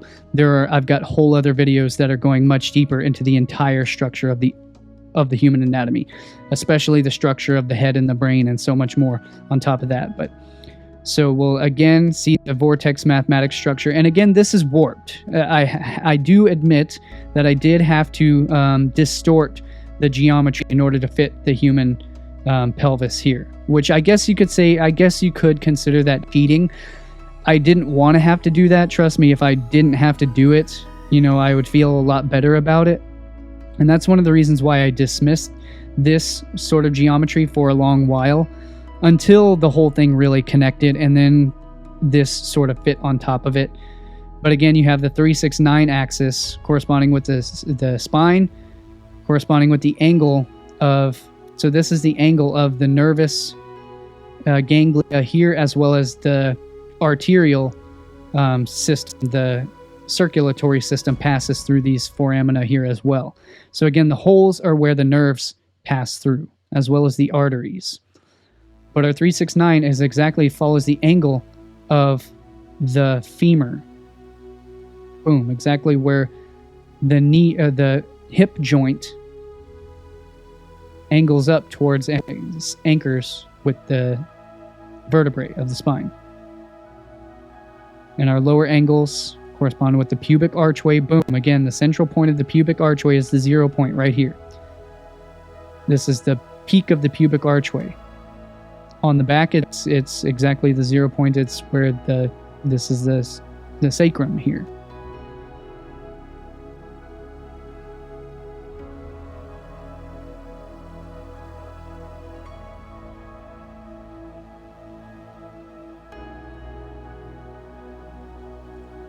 So again, I've shown how it syncs with the lower isotropic vector matrix. Again, there's 2 of them, so the whole thing is fractal. It is an octave. And this is what creates the basic structure of the hip of the pelvis. Again, that hexagonal pelvic structure with an above that perfectly interlocks and overlays with a lower isotropic vector matrix. So here's the one from the lower torso, as I showed earlier. There's another one in blue that creates the hip structure, and then there's another one below that creates the sacral structure. So it is a fractal octave. There's one stacked on top of another, stacked on top of another, and they all interlock and overlay. It is a mathematical geometric grid. What I've done with the sphere here is I've outlined the sphere, because the sphere, notice the sphere is what creates the hip joints. So there's that outline of the sphere that roughly contours, and then it outlines the lower edges of the rib cage. So that sphere is what encompasses the isotropic vector matrix, and it perfectly contours the human hip. See right here, this is the spherical outline of the hip. Outlines directly connects to the pelvis right here, the pubic archway, pubic opening, the pubic gap where the baby is born through the archway here. So there, the sphere outlines this. It's an invisible geometry. Right here, it is. That's where the sphere sits.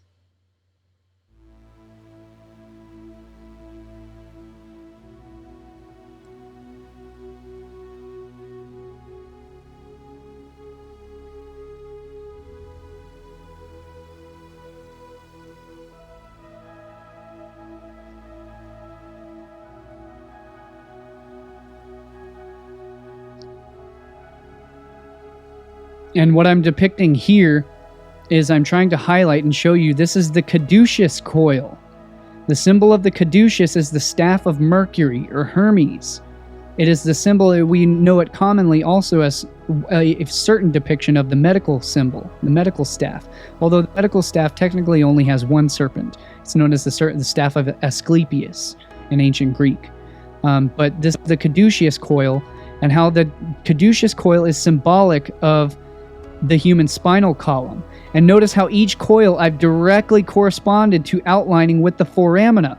Notice if these were serpents surrounding and entwining the human spinal column, they would directly go through each one of these foramina here. And that's what I was highlighting right there in that imagery. See, again, I'm highlighting how so these are depicted as the serpents entwining around the central pillar, the Sushumna, as we've covered fully in Symbols of Power Part 2.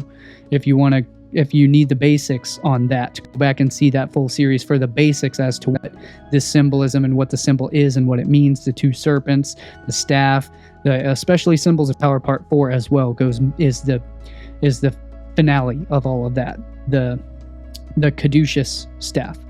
But so each one, notice how they pass. I've passed them through the foramina, and they directly correspond and correlate with the exact structure of the vertebrae. The exact angles and the structure, the X pattern of the vertebrae. Because it is a vortexial pattern that creates, see, it is depicted wrapping around. It is a vortex. It is a longitudinal vortex that creates the vertebrae of the spine. And I'll show you exactly how that is right here.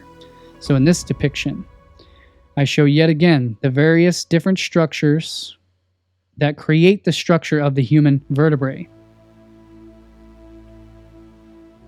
So again, I've just sort of visually depicted this because if you twist the human skeleton around, you'll see that there are actually little vortices, little grooves here that surround each one of these foramina.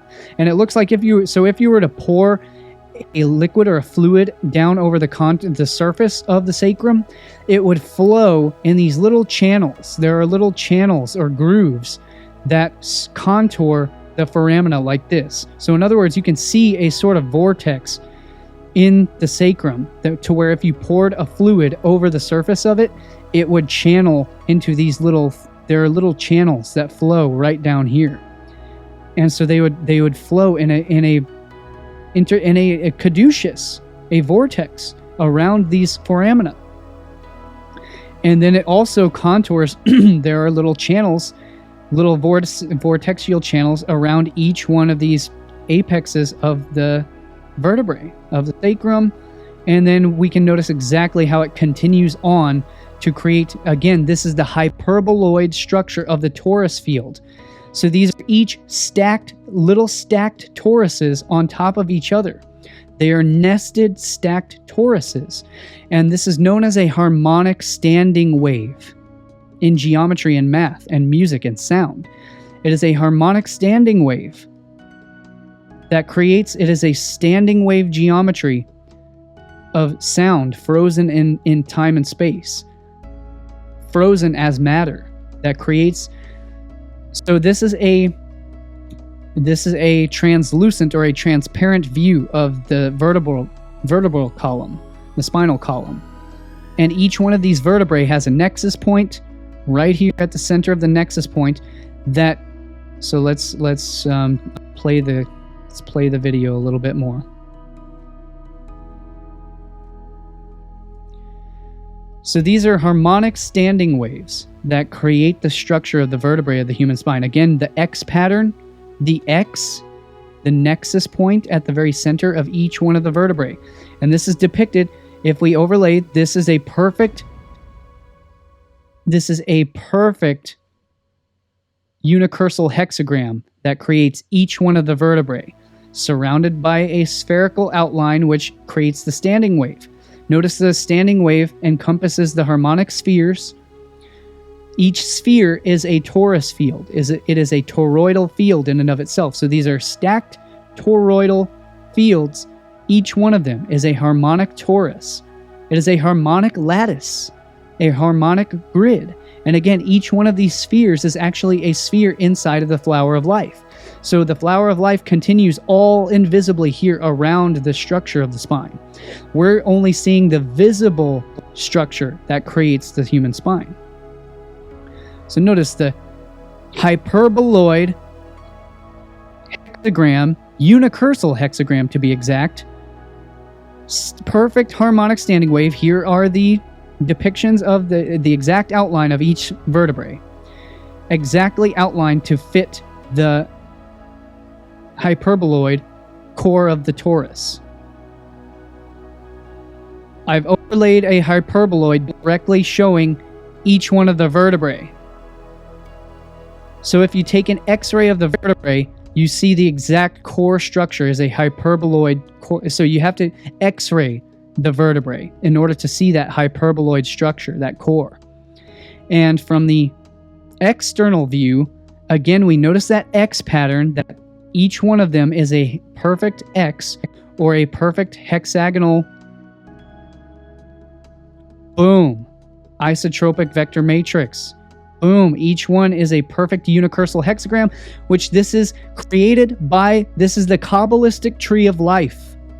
The Kabbalistic tree of life is also what creates the key core structure, the outline of the flower of life. So through the Kabbalistic tree of life, we can see each one of these hexagonal, boom, every single line of force, our nexus points at each apex of the vertebrae. It is absolutely astounding. It is conclusive, 100%. Our upward angle of the vertebrae and our downward angle of the vertebrae. It is the Kabbalistic tree of life, which is the core structure that creates and sinks into the overall overarching structure of the flower of life, the geometry of space and time that creates the structure of all of matter and all of biology.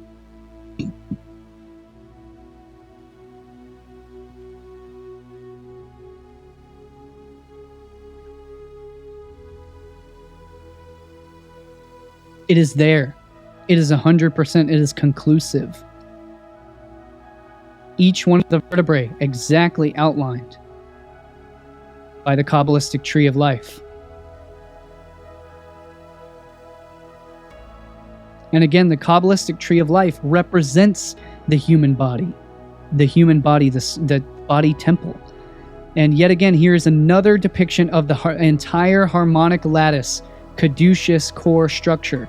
Notice how on a larger fractal octave, the entire human skeletal structure, notice the structure from the sacrum surrounding the rounded edges of the hips of the pelvis, directly sinking to the lower angle of the rib cage.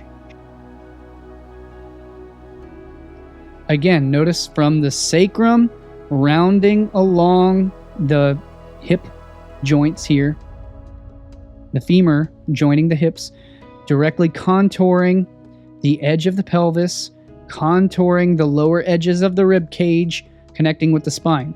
It is a perfect standing wave harmonic lattice, directly outlining the structure of the rib cage.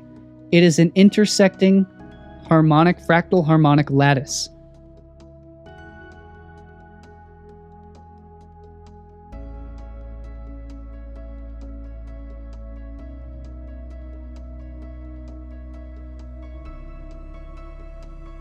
And Richard, I have to give credit because Richard Merrick is actually the first one to do a different rendition of the harmonic lattice of the human spine.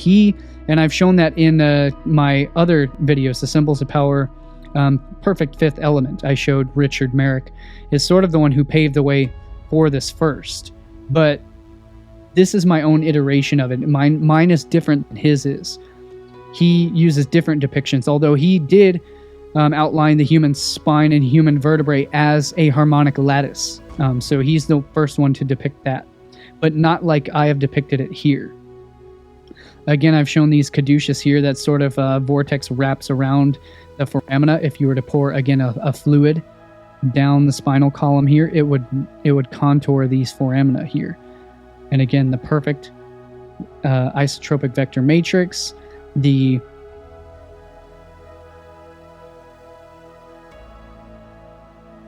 unicursal hexagram, the toroidal dynamics of each vertebrae, the hyperboloid core structure of each vertebrae. And so notice, again, each point of reference corresponds here. So notice that the exit points, the anchor points of each nervous ganglia.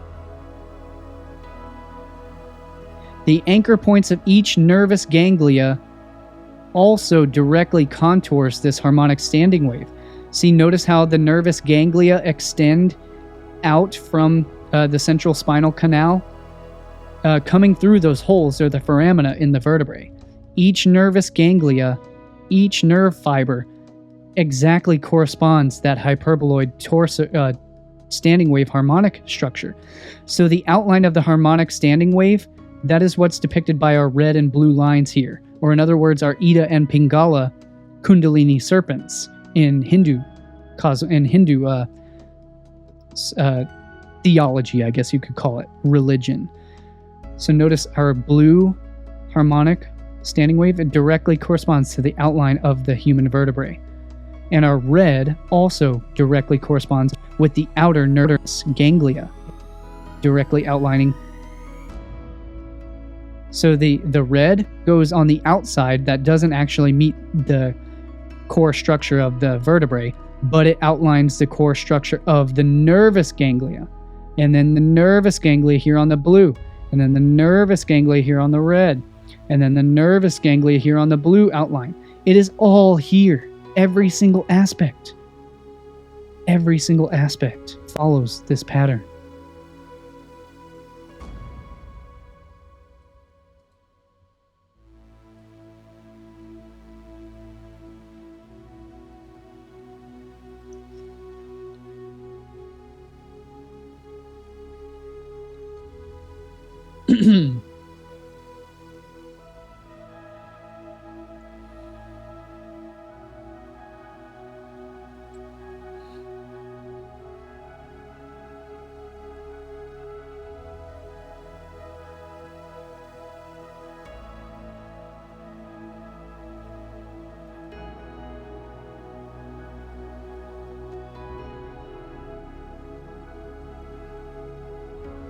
And I first revealed these pieces in the Symbols of Power Part 4 film, but I didn't explain them.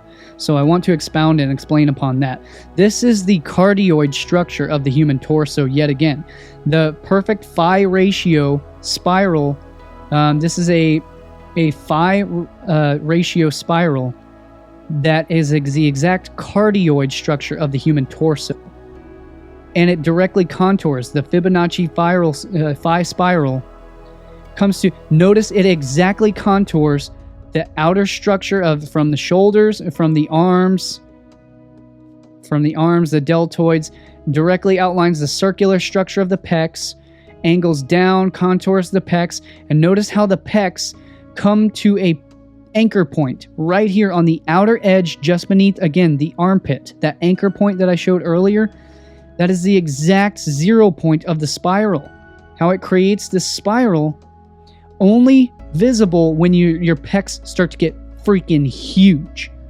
And again, notice the lines of vector here in the muscle structure, the fibrous structure of the pecs here. Boom. Phi spiral comes to a perfect pinnacle 0 point at each anchor point on the outer edge. And the other key points, the key anchor points, notice how the phi spiral exactly corresponds. That's what creates that V shred of the abs, that chasm between the abdominis major and the oblique. Right here, this is the line where the line of fascia, boom, exactly contours with the phi spiral. It is exactly its objective.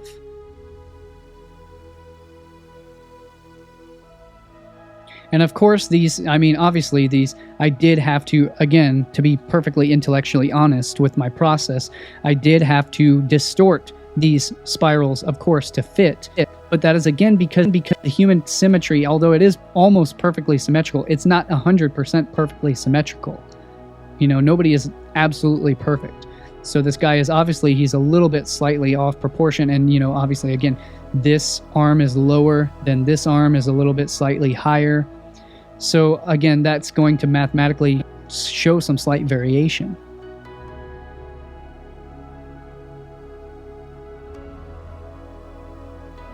This is the exact same phi spiral as the scorpion's tail. Directly corresponds to the scorpion's tail. Again, creates literally the outline. See here, you can notice again these anchor points. The spiral spirals around, boom, closes just like the fingers of the fist. Right here at the edge of the pecs. Exactly at the edge where the scorpion's stinger contours. So the scorpion's tail exactly follows this phi spiral as well. Boom, anchors with the human pec as well. It is a universal pattern of biology. Exactly where the fingers hook into a phi spiral at the 0 point. Boom, hooks into exactly here. So if you have the fingers hooking right here, there's the fingers hooking right here at the pecs. Boom, is a perfect phi. And again, notice the striations of the pec muscle fibers. Notice that rounded striation effect. We'll get to that here in a little bit, in a minute.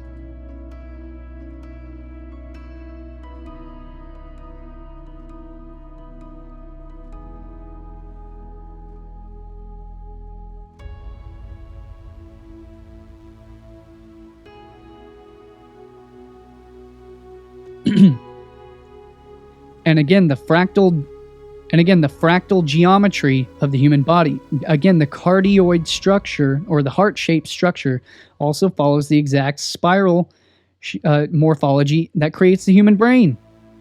Again, each one of these, again, the angles follow the exact what are the central white matter or the gray matter of the brain, the dense.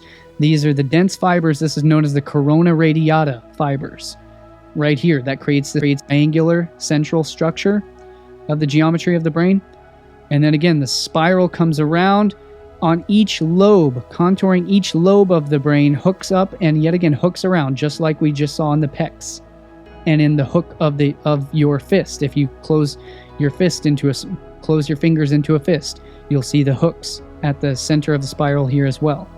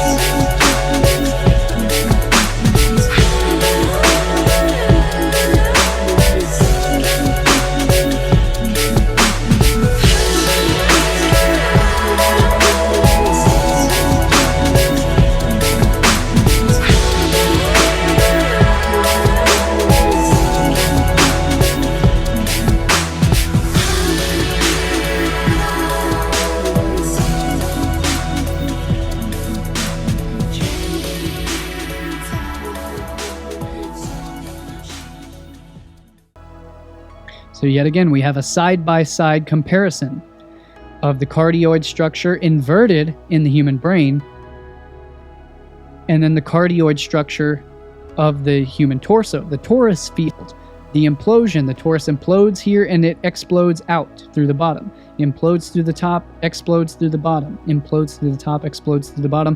Following the pathway of human ingestion, you implode or intake at the mouth, travels down and explodes out the rectum or out the anus. So it follows the exact same toroidal pattern. Inflow and outflow, inward and outward.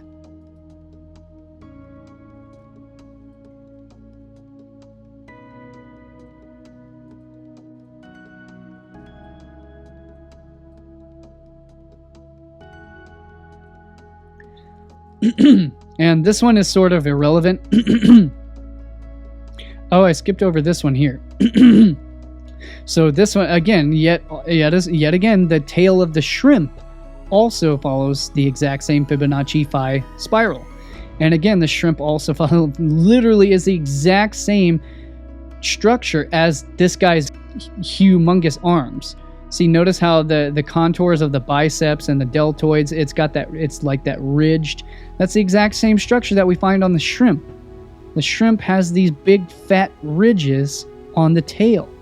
Same with the lobster, has the same big fat ridges. Same with the scorpion, it has these big fat segments.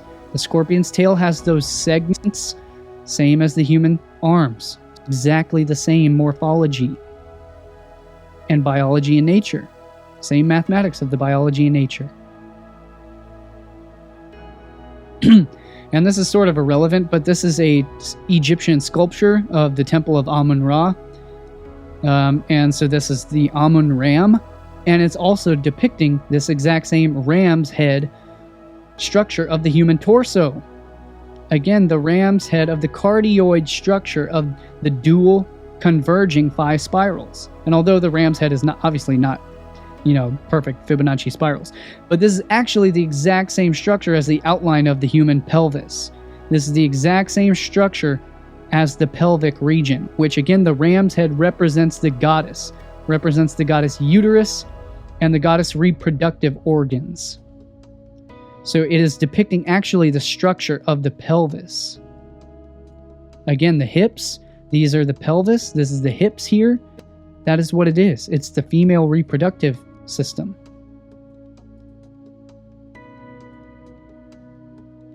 And our final piece in conclusion here,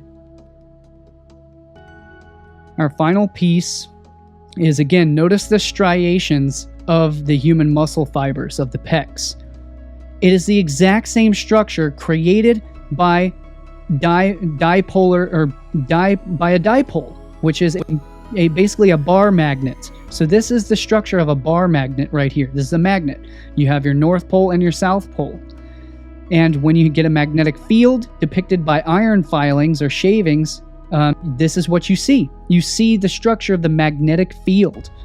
So this is literally a magnetic field. It is a dipole that creates the human pectoralis muscles. That's what creates this striation of the pectoralis muscles. Again, notice the structure of the lines of force of the magnetic field. That's what we find in the telophase of cellular meiosis as well, in the division of cells in biology.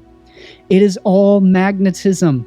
It is toroidal electromagnetic biology. These are electric lines of force that create the energetic structure of the human anatomy. Not just the human anatomy, but all of biology, all of life is electromagnetic.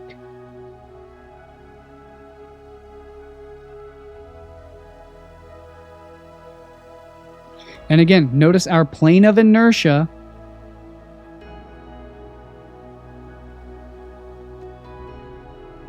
Our plane of inertia, also called the block wall, which is the neutral point. It is the negative neutral point between the fields of positive and negative, the positive and negative polarities. This is the dielectric plane. It is the exact central midline between the dipole. Boom, these exact two anchor points right here. That is a bar magnet striations of the musculature.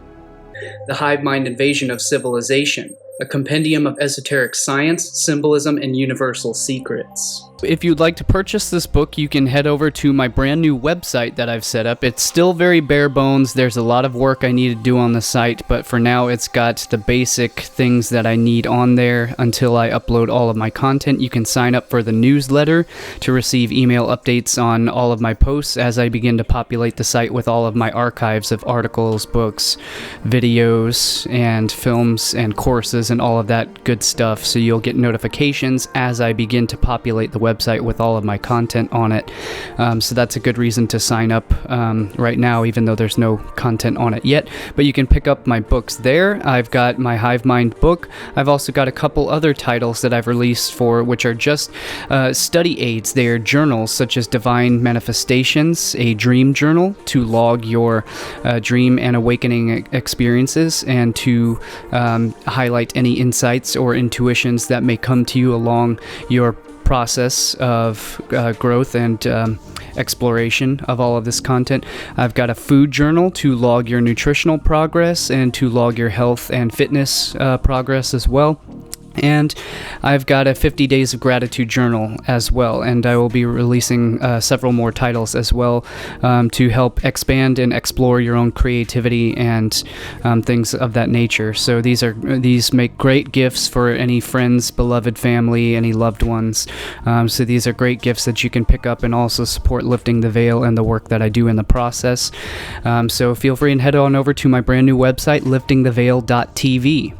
And I will see all of you there. All right, have a great day. Thank you. My name is Cullen Smith. This is Lifting the Veil. You can find all of my full books, presentations, videos, films, articles, posts at subscribestar.com/liftingtheveil. Patreon has suspended this work and my account and income stream for this content. So if you are a supporting patron, then please, I ask you to move your support over to subscribestar.com/liftingtheveil.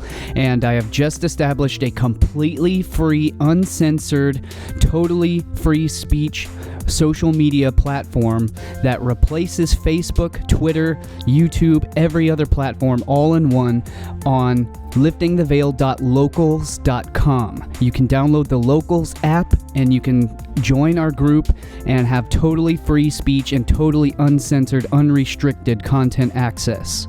And there is also a ton of exclusive content, and I will leave the cited reference links in the description down below.